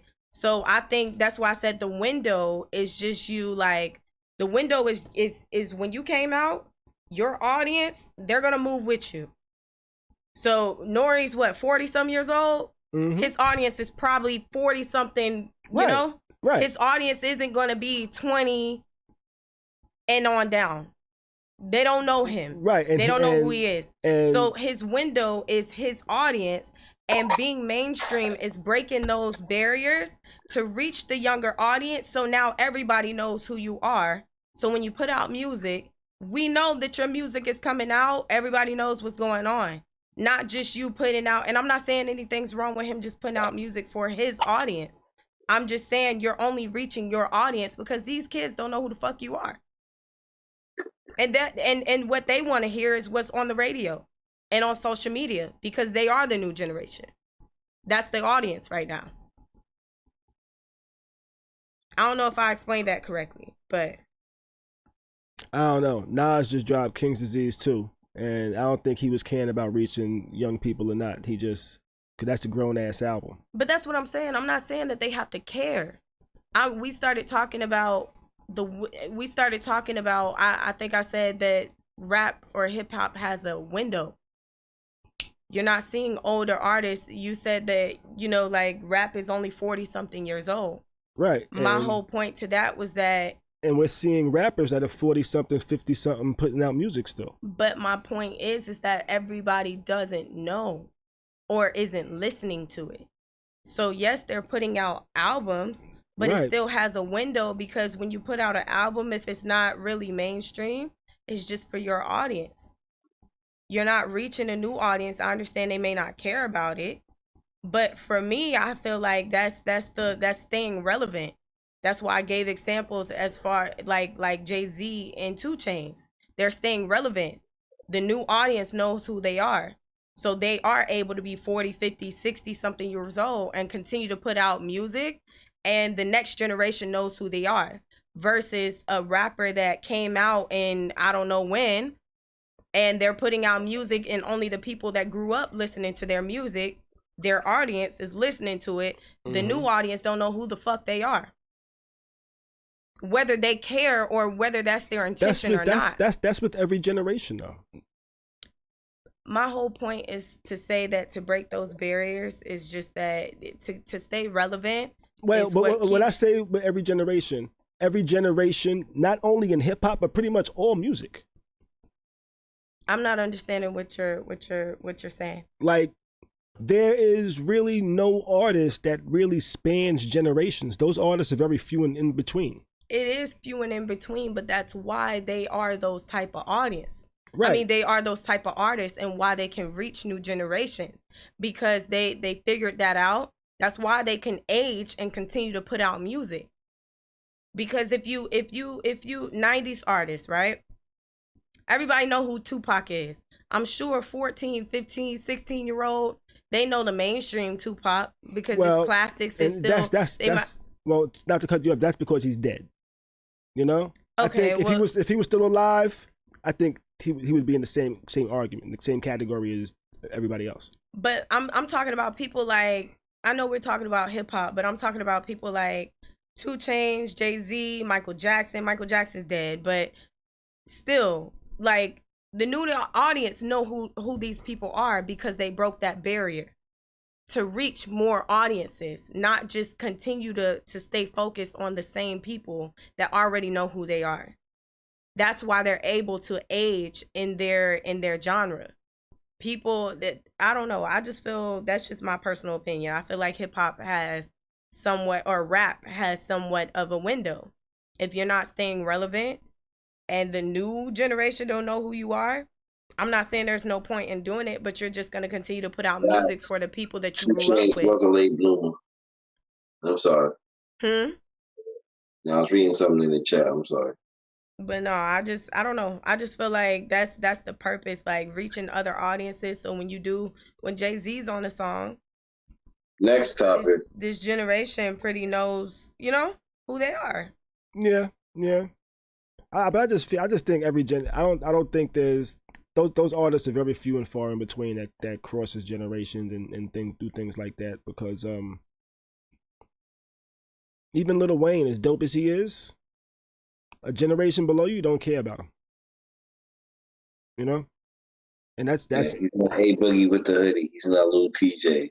Right. He's not pulling cap a lot. Like, I feel you. And soon niggas are gonna be like, yo, fuck Lil Wayne. Who the fuck is he? And I think that's a hip hop problem itself. I think hip hop doesn't respect hip hop as it grows, as it gets older, and like other generations. But I think we're starting to learn to respect hip hop as it gets older. I think because now older hip hop artists are doing tours and things like that every so often, not like full blown all year tours, but like 20 city tours and shit like that. Because they do realize they have an audience because of people like fucking Drink Champs that are showing y'all their music and shit like that. And because of shit like Versus now, showing older artists can still do their fucking thing. And I dropped the blunt. Let's see. But staying on hip hop, y'all know Tory Lanez is in trouble again. But all because of I think it was Rolling Loud. He was when the baby called him out and had him perform on stage shortly after Meg. Meg and her crew complained that Tory Lanez was within the 100 yards distance as put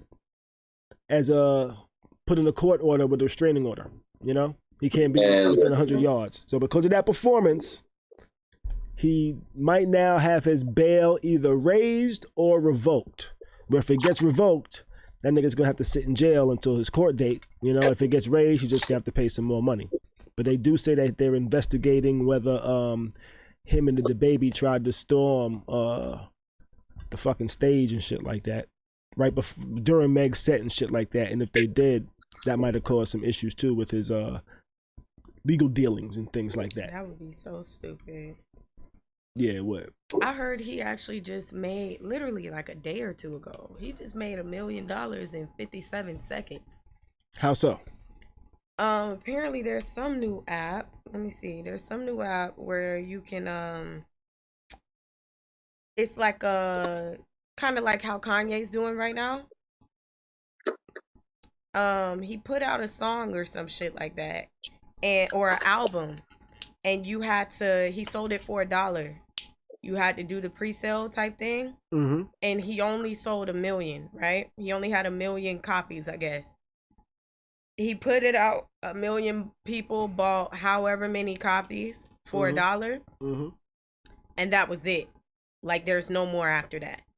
And literally, it sold out in 57 seconds. He made $1 million, and now if anybody wants to hear the album, the people that bought the album, let's say maybe they either they're gonna stream it and like copy it and sell it, or they're going to sell like some people bought like 30-40 copies of it for $1. So they only spent about $30-40, and now they have control to send it to not send it, but to sell it to people that did not get it. Gotcha. So it's like the people that bought it is making money too, but he literally made $1 million in 57 seconds. The shit was crazy as hell. You It's know the who, craziest shit I've ever read. you know who did something Just similar? like Oprah. You know who did something That similar? shit was crazy. Nipsey Hussle did something similar to that. In 2013, he had the $100 mixtape. Any y'all recall that? He had the $100. He had the $100 mixtape. He was only selling 1,000 copies. He sold out the 1,000 copies, and that pretty much gave him $100,000 real quick. Yeah. You know? Listen, that was the craziest shit I've ever seen. Like, I'm trying to find the app because it was a new app that he released the album on. Mm-hmm. But it was just so fucking. Imagine making $1 million in 57 seconds. That would be dope as It's hell. fucking wild. That's wild. What y'all think is gonna happen with Tory? You think his bail gonna go up, go down? I mean, go up, He's going to revoked? jail. You think he's going to jail? He's going to jail. Yes, Sam. I do know my old hip hop. This was Sam in the chat said asked. Yeah. So in the park. I think it'll be a They used to little. do it out in the dark. I think it'll be interesting if his bail got released and he got locked up. That would be, and he had to sit in the can. You know he's going into PC. I would love for them to get to the trial though. Like, I'm tired of hearing about that situation. I want to know. I want to know why he shot her. I want to know if he really even shot her. Like, what even happened? It was so many different things that was said, so many different stories, and then they recanted and kind of like go back on it. Then you hear something else. Like, what even happened? Get to the trial. Get to the trial, because we don't even know what the fuck's going on. At one point, I got tired of hearing about it. You just want the trial to come for that shit to be public so you can hear what the hell everybody said. I want to hear what happened. Neither one of them really said exactly what happened, and then all of a sudden now nobody can speak on it. Not all of a sudden, you know, it's a trial, but yeah, you can't. They couldn't speak on it, so it's like we didn't know what the hell happened, but everybody want to take sides, cancel him, and you know, like, what even happened? What even happened? Right. I feel you on that. I just want to know what happened. There's been a lot of he say, she say, but no, really, we don't know who the fuck said what. And can I say something? We're hearing. I want to know, did he see what they say? So can I say something? I don't feel like. I don't think that it's fair to jump on. As a woman too, I don't think that it's fair to jump on Meg's bandwagon because you hear a story about Tory shooting her. Tory also got removed from songs like the baby did. They also canceled him from a few things before hearing about what happened. And I don't think it's fair to take Tory's side, you know, and just assume that she's lying before even knowing what even happened. Nobody knows what happened, and he was removed from shit just from the allegations, you know? Mm-hmm. I don't feel like that's very fair at all. I feel you on that one because I don't know what happened. I heard the stories, and I feel the same way. It's like I heard the stories. If he did it, that nigga's wild. Fuck that nigga. Right. You know, but I'm not sure what the fuck happened because there's never been like a definitive story that's come out. There's been 50 different versions of something that might have happened. You know what I'm saying? And there was thoughts in my head that be like, hey, what if he didn't shoot her? What if her friend pulled the gun and he pulled the gun away, and now when he pulled it away, I'm just coming up with some random shit here, but I'm just saying, you know what I'm saying? Anything is possible. I don't know. Yeah. You know, because nobody actually said this is what happened. I have not had any type of visual reenactment made. What if Meg backed out on him? You know what I'm saying? What's that? Meg backed out on him. What if Meg backed out on him? Yeah, what if Meg backed out? Listen, I don't know. Like, and neither one of them will really say what the fuck happened, you know? Meg was kind of beating around the bush too, and then she fell out with her friend at the same time. Her friend called her a liar. Her friend was in the car. Like, nobody said what the hell happened. So I feel like if this country is built on innocence till proved guilty, what if Meg shot herself? Like, he shouldn't be held accountable for anything until they have a fucking trial. It's been a whole year. There was some was fighting over the pistol and Meg shot herself. I guarantee that. I don't know. She was shot in the back. Like, apparently she was turned. She had her back turned, and she was shot in the foot. or it grazed the foot. They didn't even say that part. We don't know if it grazed her or if it really shot her. I don't know. Like, it's just like you can't, like, you know how the baby was taken off of one of those pop songs with one of the like one of those streaming pop artists, I forget. Tory had a song like that, and the girl took him off of it, just removed him. All as soon as the whole article came out, like, oh, I don't support this, we're gonna get him off of this song. It's fucked up because you don't even know if he did it. What if he didn't do? What if he didn't do it? What if? Right, that's why I'm like, I don't know what happened. I'm That's hearing the crazy. stories, but there's too many different versions. Khary says Meg literally said he shot her. Why y'all just don't believe her? I'm not saying I don't believe her. I'm saying I wasn't there. I don't know what the fuck happened. Don't pick sides until you know exactly what happened. Meg showed him that she was a stallion. I don't know. I'm not saying I don't believe her at all. I'm not saying that. I just you don't know what happened. You don't know what happened. Oh man, this is interesting. It's gonna be interesting. Keita says, why can't we believe black women? I don't think it's about not believing black women. Yeah, I I think don't think, yo, I'm don't not think it's about believing that somebody has something to do with something, but I want to know what led to that. This is the questions that we would ask. Everybody's asking who shot her. What led to the shooting? Let's get there first. See, that's the information that you need. Say what? It's not about who shot who at this point. What led to the shooting? What led whoever in that car to shoot, to pull out the gun and pop? Who had the pistol? These are the questions that we need to know. Then all that who shot who, we can get to that. But we need to know why did it get to that.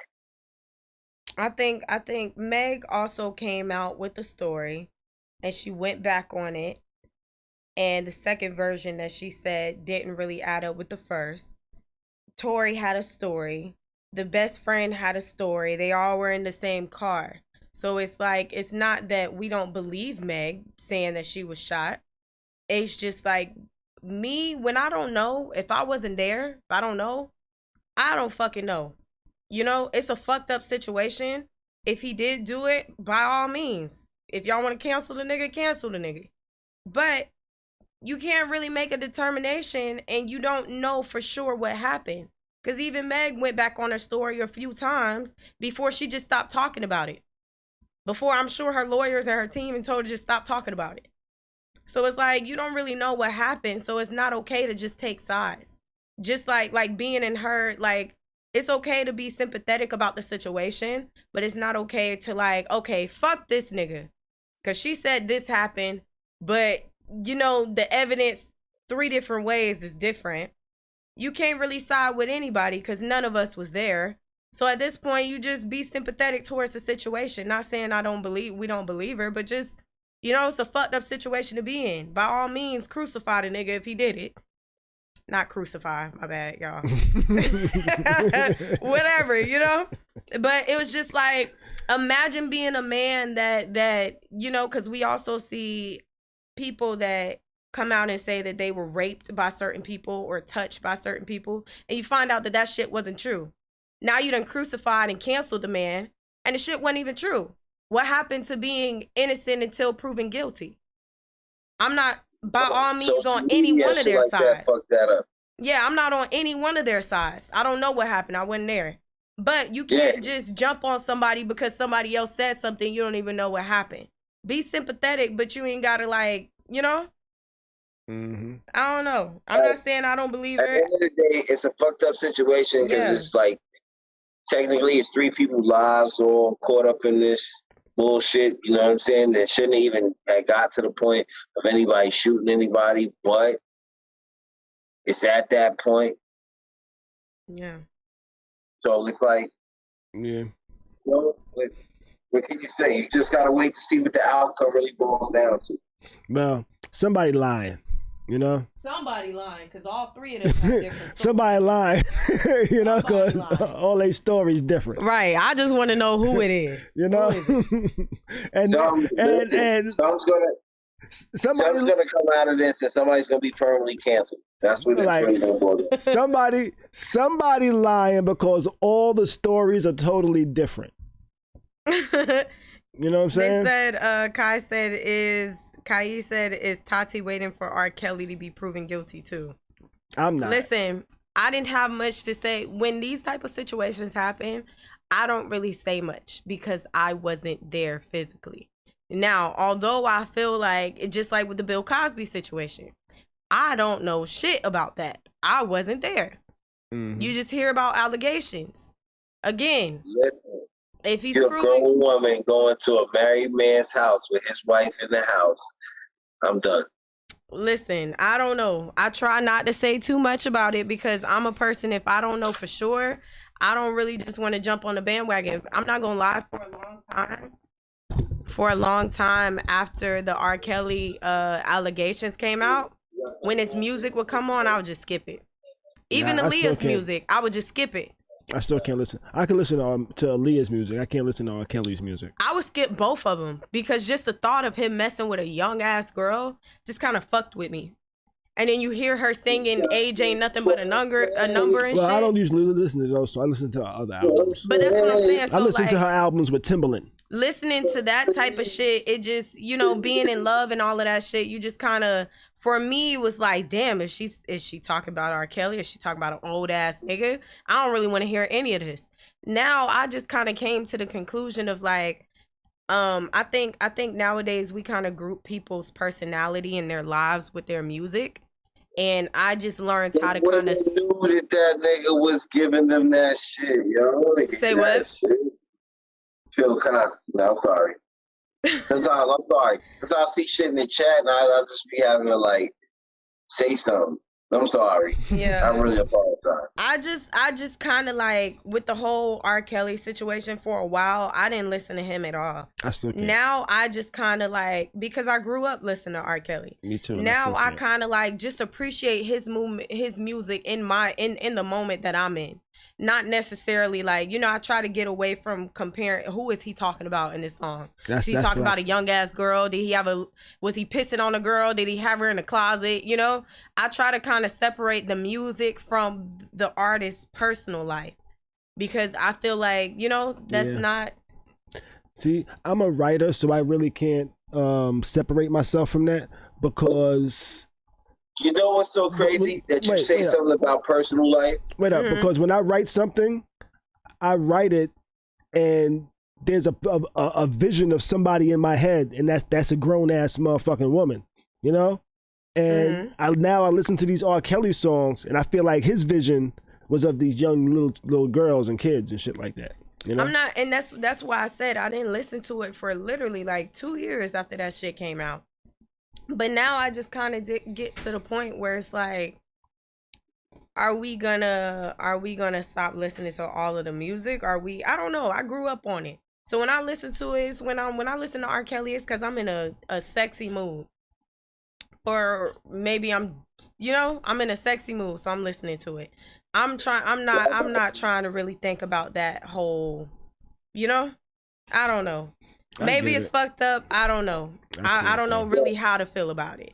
But I always wondered, like, when he made the Trapped in the Closet segment of things. Now I'm like, yo, that's wild, B. Whose father was this nigga hiding from?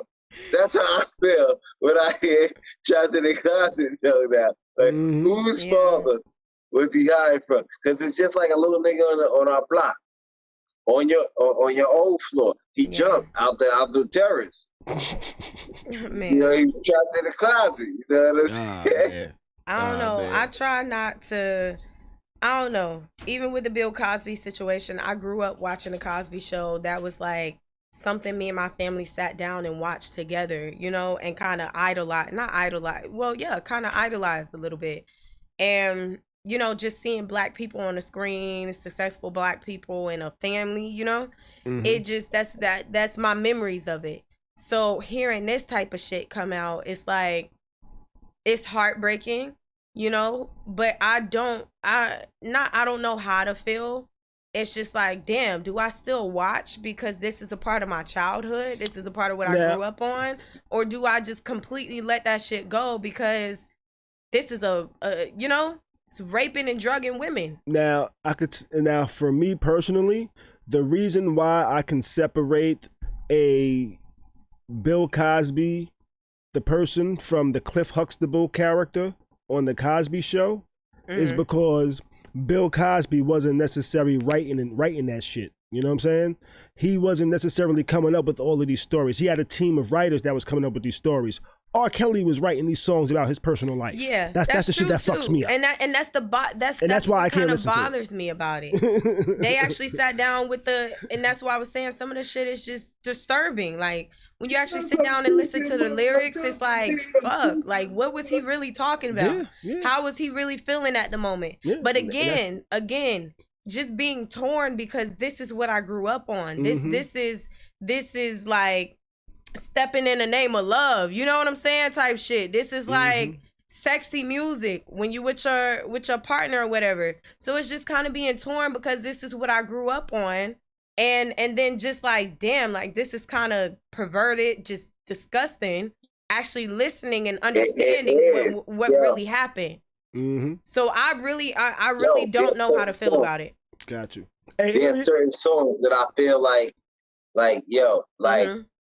whose father was he on the phone with?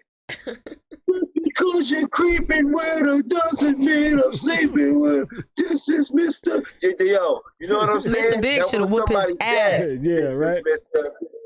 Right. How you doing, Mr. Biggs? You understand what I'm saying? Like, it's so ass. crazy. Let's see. Looking like you get an analysis on that shit.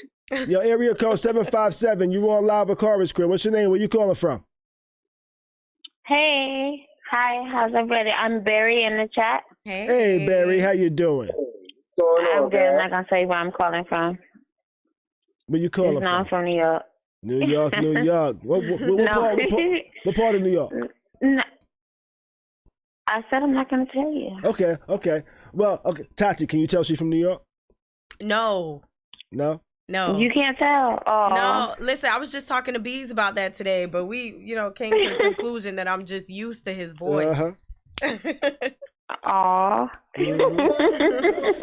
She got used to the New York accent, so it don't really fuck I'm with her older like that, now, but I don't know if you could tell in the comments, because I'll be reading some comments I know you guys don't want to talk about. I'm just saying, I'm from New York. That's why I love your channel. Well, I'm glad you love it. So, what was your thoughts when we was talking about this evening? Okay, the one thing, just more recently, is the guilty until proven innocent thing. That we just mentioned. Like, first of all, we all know there are people that have been in the prison system for so long, and they were actually innocent.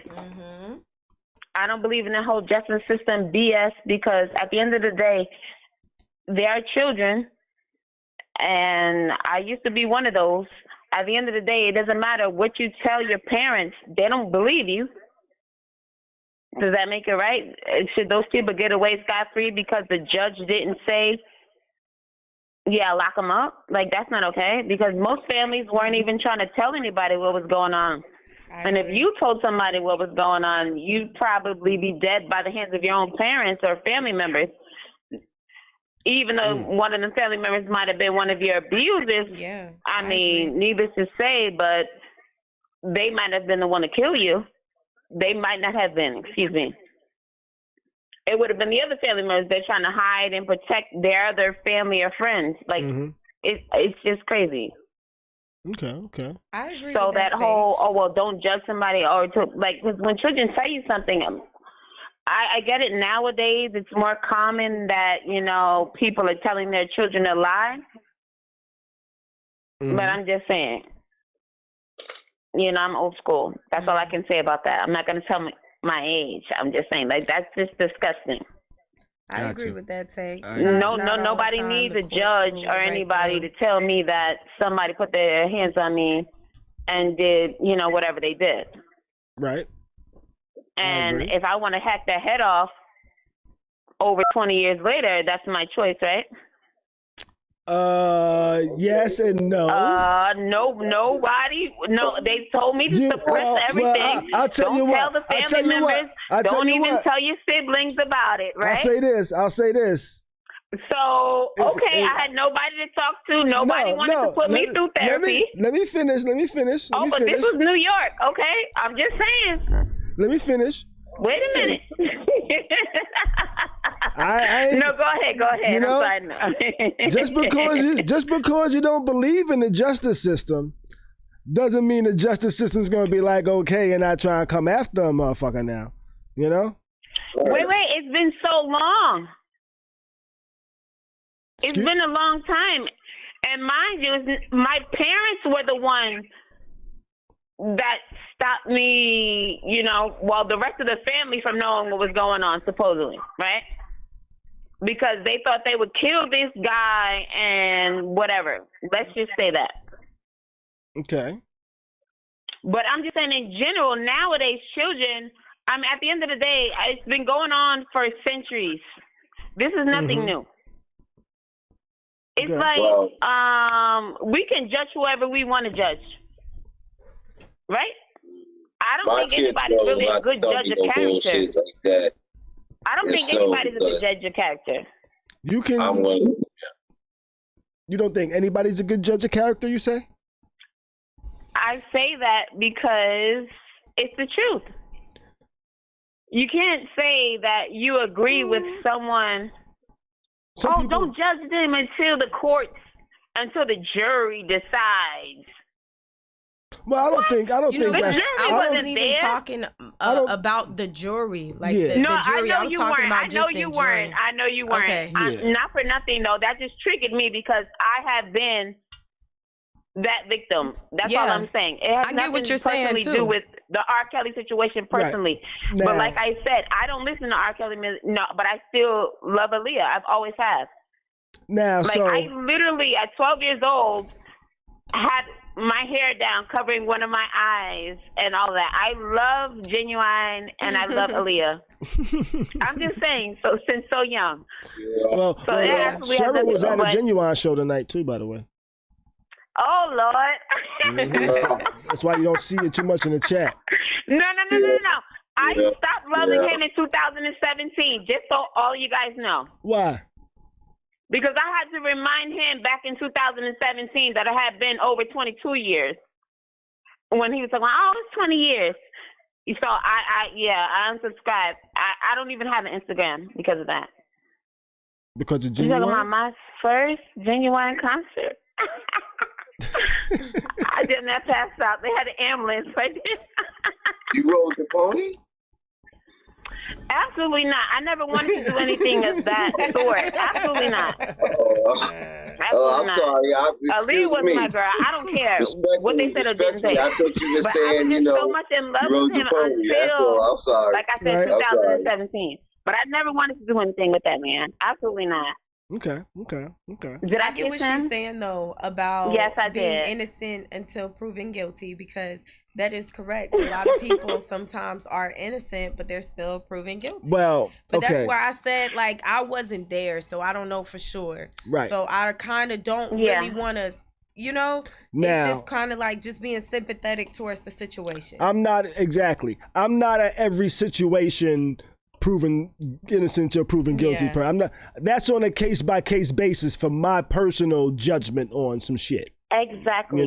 That's all I was just trying to say. Because me personally, I'm not even gonna lie. Don't incriminate yourself. I feel like if my daughter told me something, that I would wait and try to question somebody. I think the minute I seen their ass. I'm not saying nothing to nobody. I'm not calling nobody a fucking ahead of time. She right. I'm telling her what the fuck to do, what the fuck is about to go down, and that's it. I'm not calling nobody else. I'm not calling nobody either. I feel you. You're right. That's a good point. I feel you. You know what I mean? And that's it. And this is all. I wouldn't care what happened to me. As long as my daughter understood the situation before. And just for the record, my kids come and tell me some dumb shit like just for the record, this is all hypothetical. Okay? Yeah, look, she right, because if my baby came and told me something, I'm believing her off rip. Now these celebrities, I don't know. My baby, off rip. And I'm going to war. I'm kicking ass and taking names later. And I don't even have to make a scene about it. I'm not going to say nothing to nobody but her. That's it. She right. That's a good point. Yeah. I already got everything set up. I'll make it seem like something else to the grandparent, the auntie, whoever she going to. Okay? Mm-hmm. And that's it. And I'm going to wait to see that motherfucker drive up anywhere, be wherever. Call me a stalker. They could get me for premeditated. I don't give a fuck if it's first degree. Mm-hmm. Or hypothetical. But they wouldn't really. Yeah, there you go. Hypothetically, thank you, Khary. Anywho, and God forbid, because honestly, it's definitely God forbid. It's not like I want anything like that to happen. I'm just saying, I wouldn't care what anybody had to say after that. Because I'm gonna get that motherfucker for any motherfucker that did it to me or anybody else the fuck I know. How about that happened to you? I feel you. Just like that. Who's that? He beat the wrong one that day. Beat their ass, Barry. I ain't mad at That's it. Barry? Yeah. I wanted to know not beat him, no. I don't fight men. Barry right there. Okay. Listen, I don't fight men. Absolutely not. My baby? I don't fight anybody. You meeting your maker on God. That's just how that goes. Mm-hmm. Hypothetically. God said so. So it shall be. Yo, what did Eddie Murphy say in life? When I kick in the door, nigga, you go into the upper room. Period. So, Cheryl over here said, no, Khary. I was watching his live concert on Instagram. I will be going to his show when he comes to B-more, though. And I put a comment on his chat that said, I'm 61, I can ride his pony. I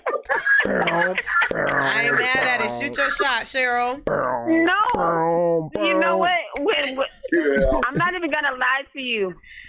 What made me absolutely say no was when he married his ex-wife. Solange? No, not Solange. Soleil. Yeah. Soleil. Yes. And she was in the videos and stuff. Oh, no. You was hating her.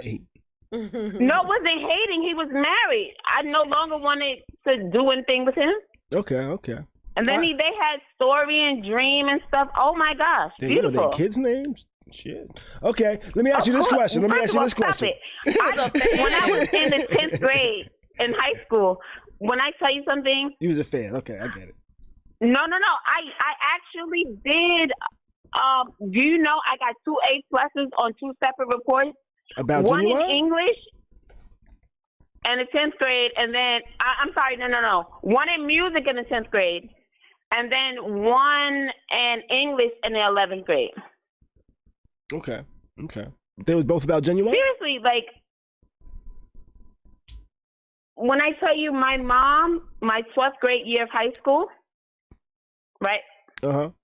She ripped all of my posters and everything off of my walls. Of whom? Of him, Aaliyah, of Genuine, and Aaliyah. Of Genuine. And a couple of other people that I love. She didn't catch, but she knew to rip all of my Aaliyah and Genuine. I mean, Feeling. I'm not going to say to floor because they weren't my floor, but you know what I mean. And a few other little people, but those are my favorite. And do you know she ripped all that shit off my senior year? Want to know why? Why? You was masturbating to him? You got in trouble? Hell no. Absolutely not. I didn't do anything wrong. She was just, that's how evil she was. What you sipping on tonight, Barry? What you sipping on tonight, Barry? Barry. I'm sorry, what did you say? What you sipping on tonight, right? What you drinking? Tonight I'm sipping on some... I'm smoking a Newport right now. Smoking a Newport? Yo, my phone might shut off. Like I just want y'all to know this. I'm at 5%. Cool. I got to get a charge.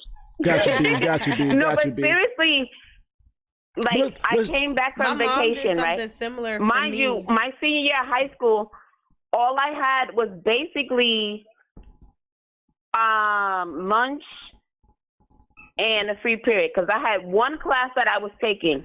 Got you. But lunch was my last. Barry, we gotta move on a little bit though, okay?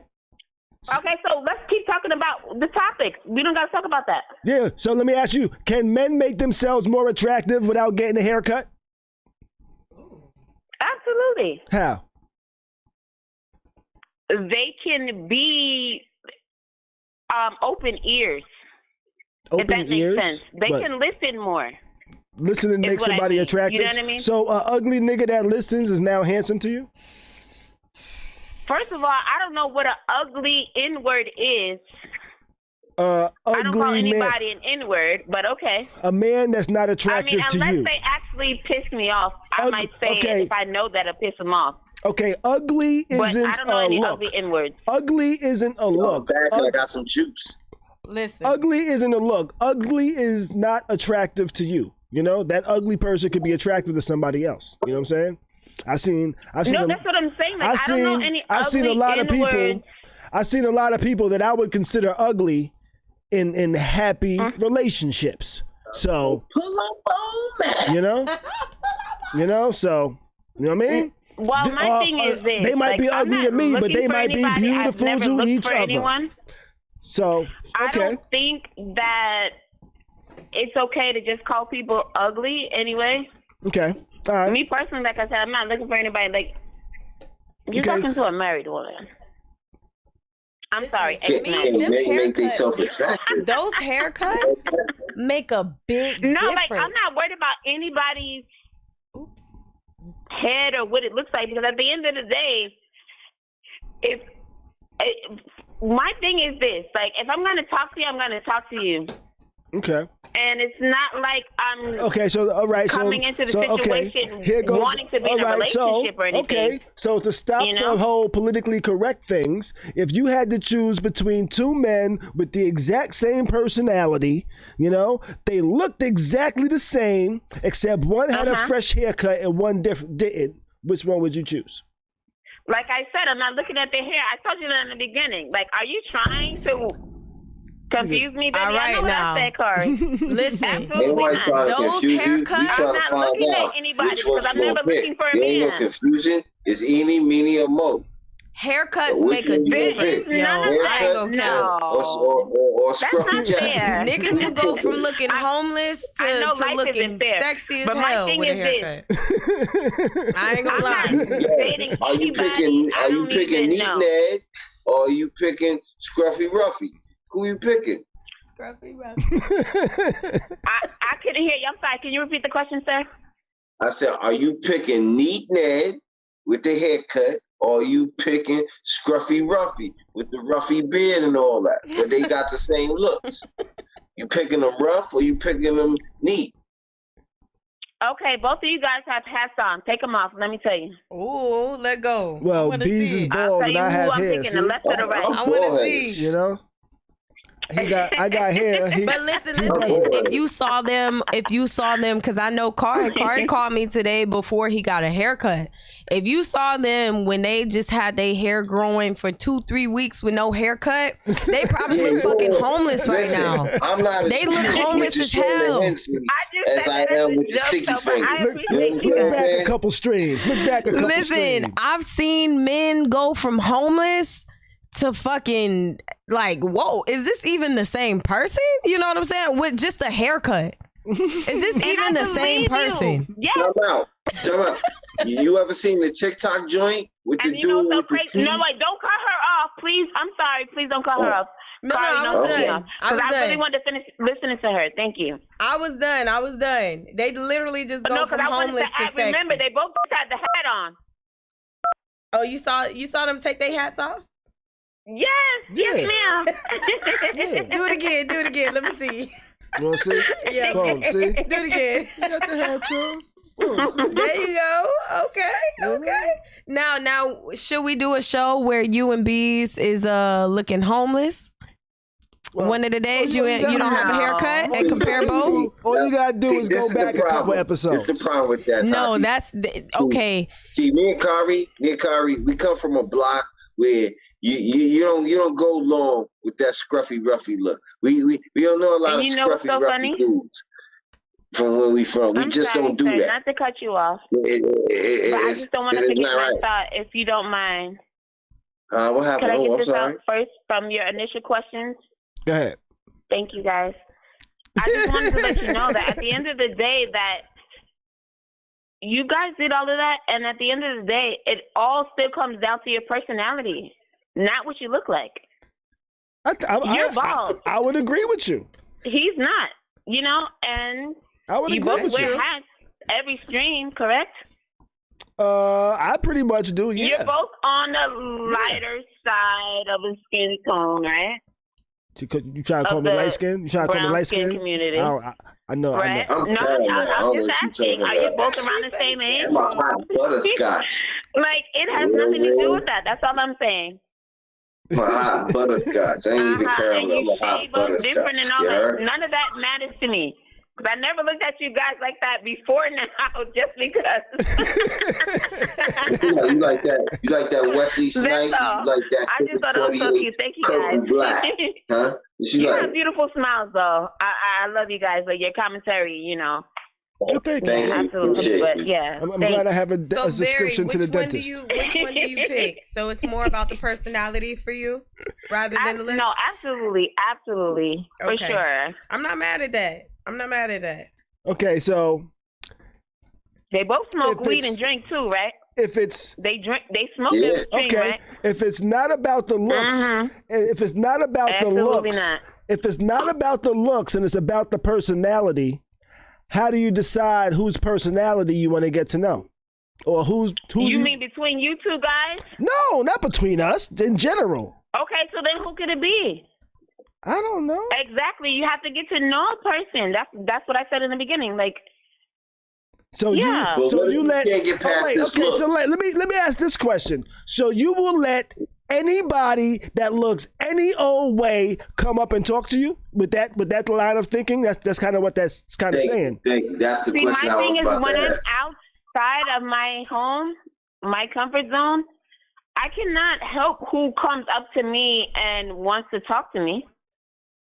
So you will let any raggedy old Ann walk up to you and say hello, and then people like that don't say care in how my you ear. look. They're not gonna be spitting on me and all that other crap. I'm just saying that. Okay. So you know, I mean, especially during this time, you know, a lot of people wear masks, right? Mm-hmm. And I'm one of those people who still enjoy wearing my mask. Not for anything. If I have to open up a door myself, I will try to like open it up with something else. You know, the germs.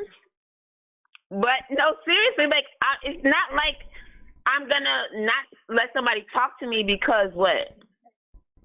They might look like they smell. He is wilding in his Some people might look like they smell. It doesn't matter what they look like. I mean, you never don't know who you're gonna see. It's not like I walk out my door and say, a dude can come up to her. Guess what? I live in a fictitious world, and guess what? Everyone that comes up to me is gonna be over 6'3", and he's gonna be dark. Oh my gosh! I'm just saying. Oh my God, that she's looking for. I can't even go over that. I can't even go past that. Little person, B. If I made something up like that, come on now, stop it. What if a little person comes up to you like, "Yo, that what's doesn't mean good, you're gonna baby? How you actually doing, baby?" Continue, you know the combo or anything. I've been looking at your way. I've been looking at you in the waist up for a little while now. I might be in the grocery store or wherever I'm at. That does not mean I'm gonna talk to that person, but I'm not gonna stop somebody from saying hello. I'm not gonna say hello or whatever and be cordial with a person. It's a stranger. You don't know this person. They don't know me. All right, but that's I'll tell you what. Saying. I've seen people before. I'm not gonna look at somebody and say, and I've seen people before and was like, really? You know what, I think like, these people so smell. Weird. But I appreciate yes. You know? Okay, but I appreciate you calling, Berry. I appreciate you giving us a call, you know. All I gotta do is put a face on and motherfuckers know not to say nothing to me. How about that? Got that. Listen, I got a homegirl that like medium ugly dudes. I got a homegirl, she like medium ugly dudes. Like my man Slaw from the Goonies. Hey, you guys. He come up to a kicker because he about 6'3". Absolutely not. What I'm saying if he had a 10, he was. Listen, you know what I'm saying? Somebody might have told him how to kick some game. He might have came up to her like, "Hey Ma, how you doing? What's your name? How can I get to know you?" With the eye up here, you know, he had the eye up there and shit like that. Let me tell you something right now. Listen, if he's kicked it to you right, you made it seem like. Let me tell you something. That's what the people don't know. Only New Yorkers will know this shit. And they would have had to have crooked sunglasses. They don't fuck with motherfuckers that make a fucking face. You feel me? Barry, so you got when that does fucking looks face on, come they know into you don't play want to for be you? fucking bothered. That's She said it. they don't come into play. Does looks ever come into play for you? Only when they making a look. No, I said I'm gonna make that fucking look. Meaning, if I'm running down the fucking street, walking down the street, fast pace or whatever, I'm getting taxi. I know I'm motherfucker better not walk in my face because they see my face, and that means I'm not meant to be bothered with at this motherfucking moment. Other than that. Okay. Everybody's free talking to me like my smile is so gorgeous. It's too gorgeous not to be shown. You feel me? Look at all three of y'all right now. Come on now, you see them teeth? Baby, they real. Period. The fuck you talking about? We got beautiful smile. What's up? I'm just saying. I appreciate you calling, Barry. I appreciate you calling. All right? But shit. All right. Come on. Listen, bro. I appreciate Barry calling. You gotta be all right. I gotta be attracted to you. Yeah, I gotta definitely. be attracted to you, and like I said, in some type of way. I've seen Khary said there's women too that's homeless. But I mean specifically for men because men get haircuts. Women just kind of change their hair up. I've seen men go from homeless, like I mean the beard, the extra hair, you know what I'm saying? Go from homeless to like sexy as hell after a fucking haircut. You like, God damn, is this the same person? In the same outfit. Listen, I ain't gonna cap. I'm not gonna cap. In the same outfit? Yes, in the same outfit. The nigga smell bad, but he looking good. Listen, haircuts is like a fucking magic trick sometimes. Like, it's like, bro, crazy, like, right? You look like a completely different person. You got a nice line. Bro, all right now I can pay attention to your smile and your personality because the whole shit is working. like you can't even walk like you looking at the nigga from the distance. You like ooh. Right. Okay, no. I ain't never had no smelly dudes really like try to talk to me. I haven't. But I mean the haircut thing it's crazy how like haircuts make such a big difference. I'm not gonna lie, I have to be physically attracted to you for you to even like get in the door with me. I got a homegirl, she dates my bad y'all, champagne. She dates medium ugly dudes. Medium ugly that champagne dudes. got me burping, my bad. But she dates medium ugly dudes, right? The dude she likes, I be like, yo, he ugly as hell. You know, like he's just not attractive to me. But she's a medium ugly type person, like that's what she calls it. She likes to date medium ugly dudes, and it's about the personality. For me, I got to be physically attracted, then personality, and your thought process. Because a lot of Go ahead, Khary. I'm sorry. So, because she says they're medium ugly, she says they're medium ugly, or do you call them medium ugly? No, she calls them medium ugly. Okay, so both of y'all look at them in the same way visually, like we both think they're medium ugly. She be like, he's fine. I'm like, girl, he ugly. Like, I'm no, not so she thinks he's fine, but you say he's ugly. But she calls them medium ugly. So medium ugly means that you're not fine as hell, but you're not ugly. You're like that in between. Like you look, you know. I don't know what the you know is, but you know, some dudes call themselves medium ugly too. I don't call people medium ugly.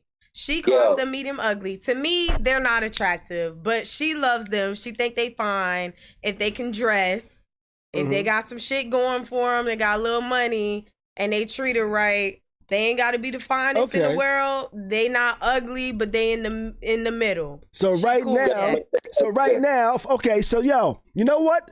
So just that right there. So right there, that what you just said right there, This topic is for all the medium ugly fellas out there. Can men make themselves more attractive? Let's go along those lines right there. The medium ugly man, as your homegirl would define it. I think medium ugly just means average. That's like what you call it, like back in the days with that song, Cash Money and Marvelous. What did he say? You want to be happy for the rest of your life, find an ugly woman, make her your wife. Because pretty girls will have you crying the blues. But when an ugly girl leaves, she ain't nothing to lose. And that's your girl's motto. She's like this. When an ugly dude leaves, he ain't nothing to lose. And that's what that's about right there, But yo. you know what? Let me tell you something, too. Let me tell you something, too, though. With them same medium ugly dudes treat her like she ain't shit, like, you know what I'm saying? She be in her feelings like, nigga, I gave you a chance. I gave you... I took a chance on you. So, I guess that's a question.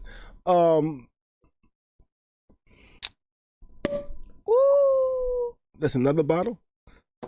Is a medium... So, does a medium ugly guy cheating on a woman feel worse than an above average guy cheating on her? Yes. Yes. Let me tell you why. Because 9 times out of 10, a medium ugly dude, right? You probably chased me. You probably chased me. You probably put in hella effort. I finally gave you a chance, and then you tried to shit on me like I was the ugly person. Yeah, because you know what's so You tried to crazy do with me that? like I was the ugly This one? is from my... Check this out. You know what's so crazy about this? This is from my back in the day experience. A lot of times we be chasing shit, you know, and it be like because I feel like I'm like medium. So a lot of times we be chasing shit, and when we get it, that should be whack as fuck. We be mad as fuck.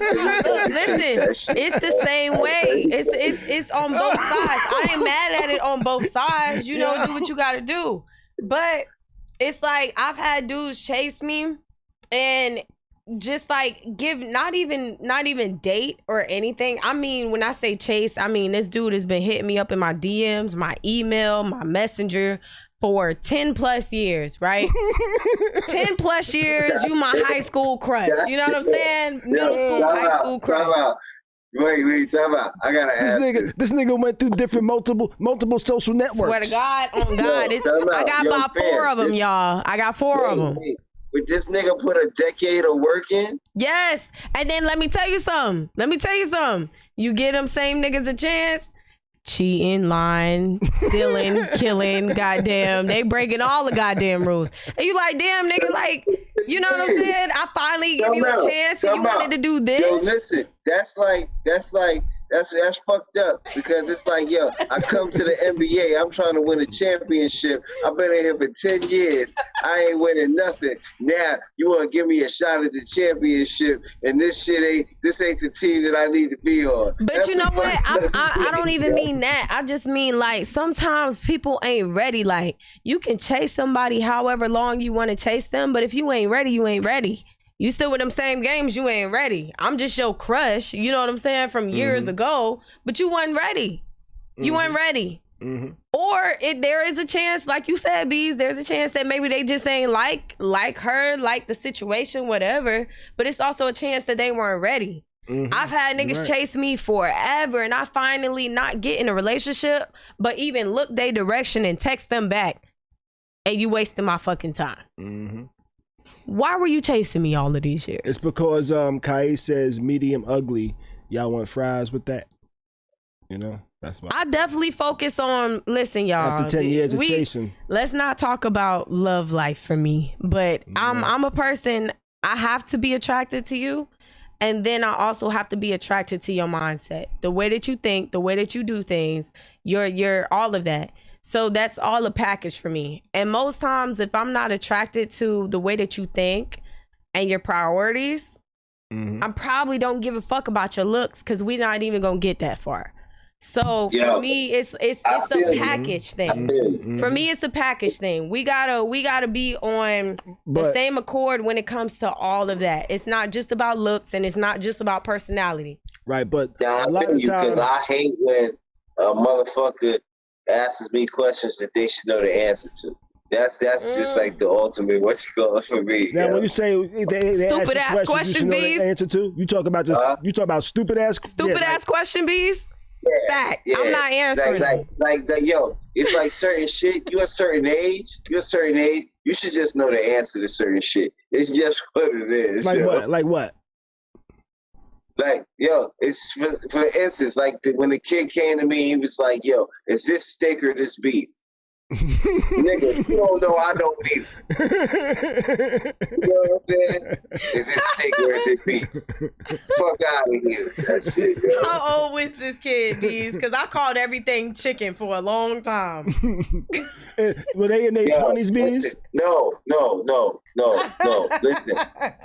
If you in your 20s, if you 20 something, you 20 anything, you should not be asking nobody, motherfucking, is this steak or if this is fucking They were in their beef. 20s? Nigga, you know this shit is the same fucking shit.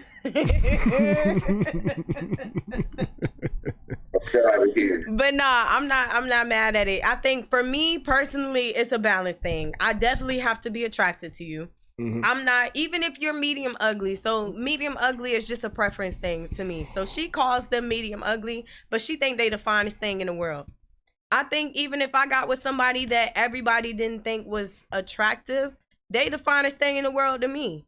Mm-hmm. So medium ugly is a preference thing. So I just have to be attracted to you and to your mindset.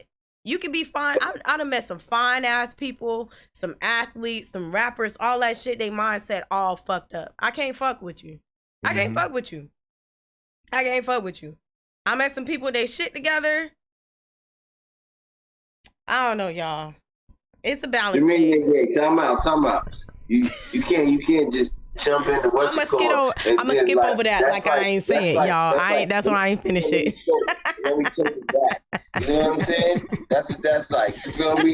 Let me get a little bit more shoulder, but let me take it back. Nah, nigga, you don't just flip it in, try to roll that shit. Finish that shit off. I met some people that were some good people, but I wasn't attracted to them. So therefore, like, you know what I'm saying? Like, it's a preference thing. It has to be balanced for me. I have to be attracted to you, and I have to be attracted to your mindset. I agree. So I agree with Barry too. Barry was right. I think Barry misunderstood the question that y'all was asking her, but I agree with her. You want to know something though? If we get really into deep into that, like, you know, more attractive.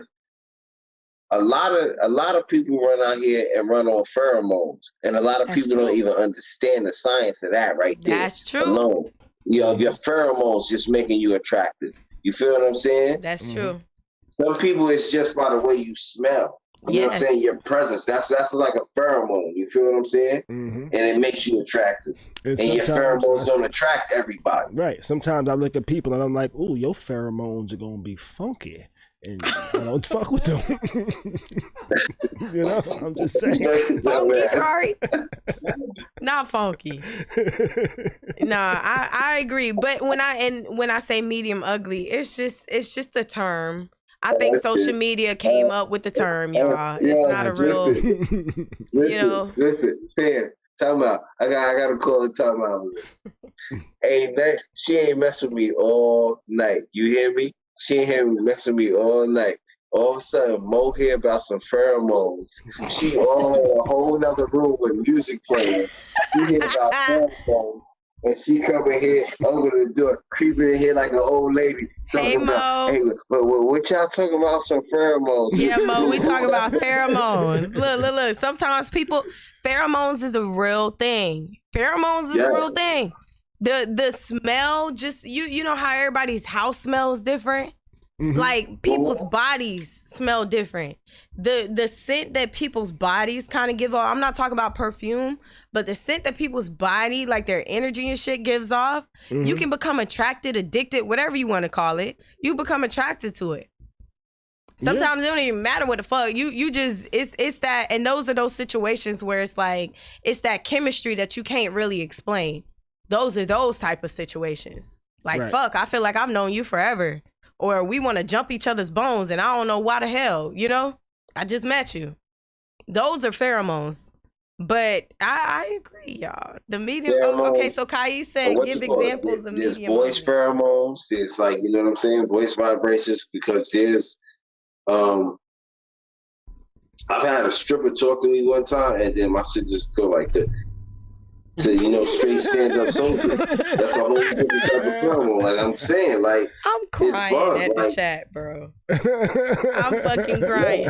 Kai said, "What are some examples of medium ugly witch celebrities?" Meek Mill is medium ugly to me. We all don't have the same definition of medium ugly, but Meek Mill is medium ugly to me. It's like he's not fine.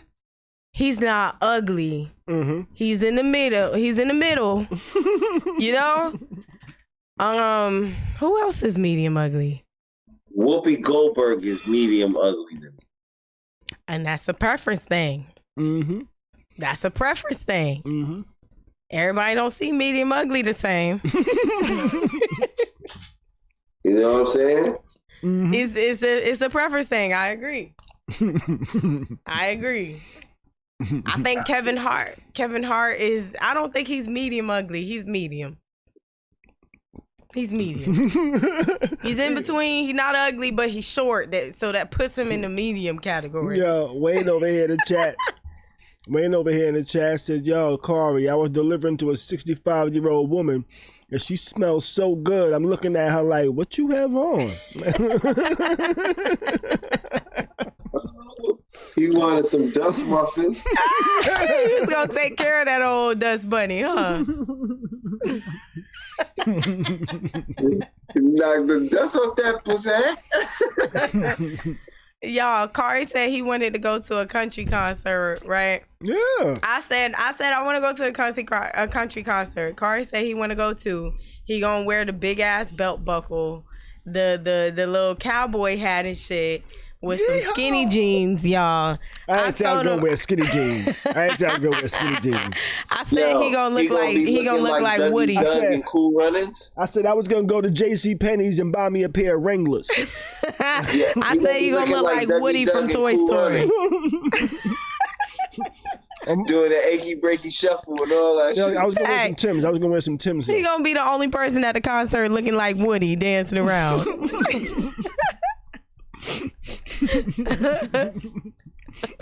Some Timbs with spurs on it. Oh man, I'm so dead. That's crazy. Shit. All right. Do we want to move on or do we want to wrap up? What we want to do? Whatever y'all want to do, but I'm about to use the. I'm gonna have to wrap up. You gonna have to wrap up? All right. So we'll wrap up. Oh, the dog is loose. Oh, goodness gracious. I'm wondering all this banging. My dog's around here banging and shit. You know, we was having, this has been a real fun night. Like, yo, guess what, y'all? What's that? I didn't take a nap, not a doze, not a nothing. I was up tonight. It's Friday. Let's live. Yo, That's Let's go. Throw some horns, we yo. So proud of you, bees. Okay, I'm sorry. Look, I took a nap earlier, so I'm good. Oh, this is it right here. I knocked out earlier today, y'all. I didn't even know I took a nap until I woke up. Like, god damn, how long was I sleeping? That shit was super unplanned, huh? What? It was. I knew it was gonna happen. I was just trying to fight it, but I didn't realize that it happened when it did. Oh, here we go. Yeah, you can. All right. So here we go. Oh, shoot. That's not the right screen. This is what I want to do. The whole club was looking at Boom. That's what I want to do right there. Khary wearing the boots with the fur, y'all. Nah, yo. The boots with the spurs. With the fur and the spurs, The spurs y'all. be going clink, clink, clink, clink, clink, clink, clink, clink. It's the boots with the fur and the spurs. They got the Uggs. You know, that's why I be doing some shit like that, you know. You know what? Now I want to get some spurs. Put some spurs on my motherfucking When y'all Pumas. see Khary come on the stream next episode looking like a cowboy, look like Woody. Put some Put some spurs on my Pumas. You know what I'm saying? Looking like Woody. And I can see him like my achy breaky heart. I can't hear you start. I don't know why you understand. Dancing around. I don't know if y'all know it, but Khary loves to dance. I done caught him on video like 10 times. I got so many videos of Khary dancing around. You should make me a collage one day. I'm gonna make a collage for real. I'm gonna make a collage. I no, Tati, did you say you seen Friday the 13th movies, right? A long time ago. Okay. Yes. I see when they got a new version. I think it's like 2015, maybe 2016, like the last one. Wasn't that what we were talking about, Bees, before the stream? Friday 13th, yeah. Yeah, I wasn't okay. So when these movies came out, I was young, y'all, and I was scared of horror movies. So like, I don't remember a lot of it. I remember the basis. Like, I remember Freddy is, dude in the dreams. Mm-hmm. Jason. Bees explained that to me before the show. So like, I just remember the basis of it. You, but he don't run.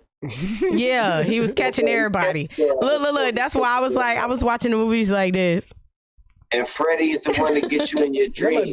Like Dream Warriors, that's my shit. When he grabbed home girl, like the movie shit, he be like, "Oh, you want to be in the movies? This is prime time, bitch." And he throws her head in the TV. That's our shit, yo. I like Bees was saying that when we was talking about being in scary movies, I told him, I'm like, listen, I don't know if I could do that. I might trip. I might have a panic attack. And if it's my time to go, I'm just finna go. B said he gonna be like, he's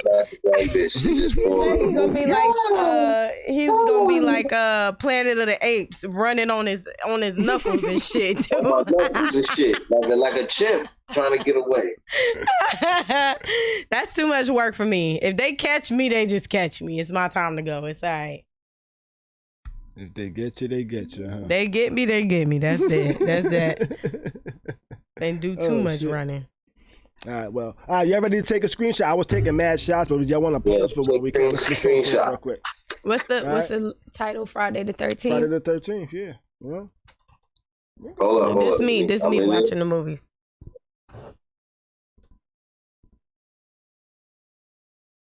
That was my. I'm scared, y'all. I'm watching it intently, like.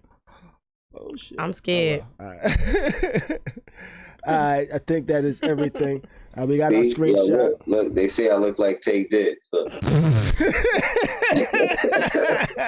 gonna make me piss myself, B. Stop playing. Oh shit! Oh man! All right, yo, we gonna get up out of here. Yo, I actually gotta go to work.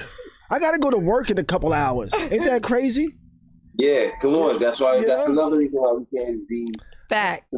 I gotta go to work in a couple hours. I gotta go fucking do some filming tonight. I gotta go to work at like 3:30, 3 o'clock. I'm about to beat Khary's ass and Tonk a few times before we go to work. Tonk. Gotta remind me how to play it first. Okay. You know? You play Tonk, Bees? Yeah, I used to dibble and dabble, Listen, I spank ass in Tonk. Let me update this too. Hey, listen, Tati. What's up? My game a little wicked. I've been to jail, okay? Listen, I beat niggas that's been in prison 10 times in a row in Tonk. Several niggas. I ain't worried about none of that. Let's go. Let's go. All right. We gotta have a game night. We will see y'all on Tuesday. I'm gonna figure out when there could be a game night, Seriously. Word. Let's see. May the rest of your week be great. Do your best to stay sucker free and keep a smile on your face, baby. Tonight's outro is, I forget what song it was. I don't know, but it's on OK's Khary's Crib Radio. You should check that out sometimes. We out though. Good night, guys. Be safe. Peace. Boys. What's good, man? I'm chilling. So that was a fun show. Hey baby, don't blame me. Don't walk away as you're crazy. It's just joking, but give me a chance to speak. Introduce myself. I go by BC. Hopefully you give us a chance to meet. How you doing? I saw you from across the room. Visually, I'm into you. Shit. You's a badass bitch. And baby, if I had it, you can have that shit. See, I wanna get to know you better. Just a little better. Just a little better. I'ma tell you right now, I'm a go-getter. And I get what I go for, women or the cheddar. And I'm not trying to insinuate, but if you're a little interested, why should we wait? And you can tell me your name tomorrow night, cause you ain't leaving in the morning if it's alright. Cause I wanna lay pipe after pipe. Hit it hard, hit it dark, hit it light. Hit it up, hit it down, left and right. Bringing like some good dick in your life. Accompany me, baby. Take a ride in my car and I'm at my front door. Accompany me, baby. To the crib, hit the bed to the floor. Accompany me, baby. West Wicks. To the wall, put your feet against the drawers. What's up, baby? Let's get to know one another. What's going on? Tell them that you had a ball. Tell them that we did it all. Tell them how we started off in the club, in the store. Nasty, then we finished in the crib. Tell them how deep I was when I was in them ribs. Yeah, tell them that it was popping. Sitting right here while the camcorder's watching. I swing an episode, sorta like Cool J. I love when I meet a chick and smash on the same day. Pardon me, don't mean to be blunt, but kinda tipsy and steaming on the blunt. Is you down to go all night? You just gotta give me the go if it's alright. I'm soaking green like flow. She said, I wanna bring a friend. I'm like, so one hit is good, but two is just fun for me. Come on, girls, my room could use some company. Take a ride in my car and I'm at my front door. Accompany me, baby. To the crib, hit the bed, Khari's to the floor. Accompany me, baby. From the floor to the wall, put your feet against the drawers. Accompany me, baby. And when you go home, you can tell your homegirls that you had a ball.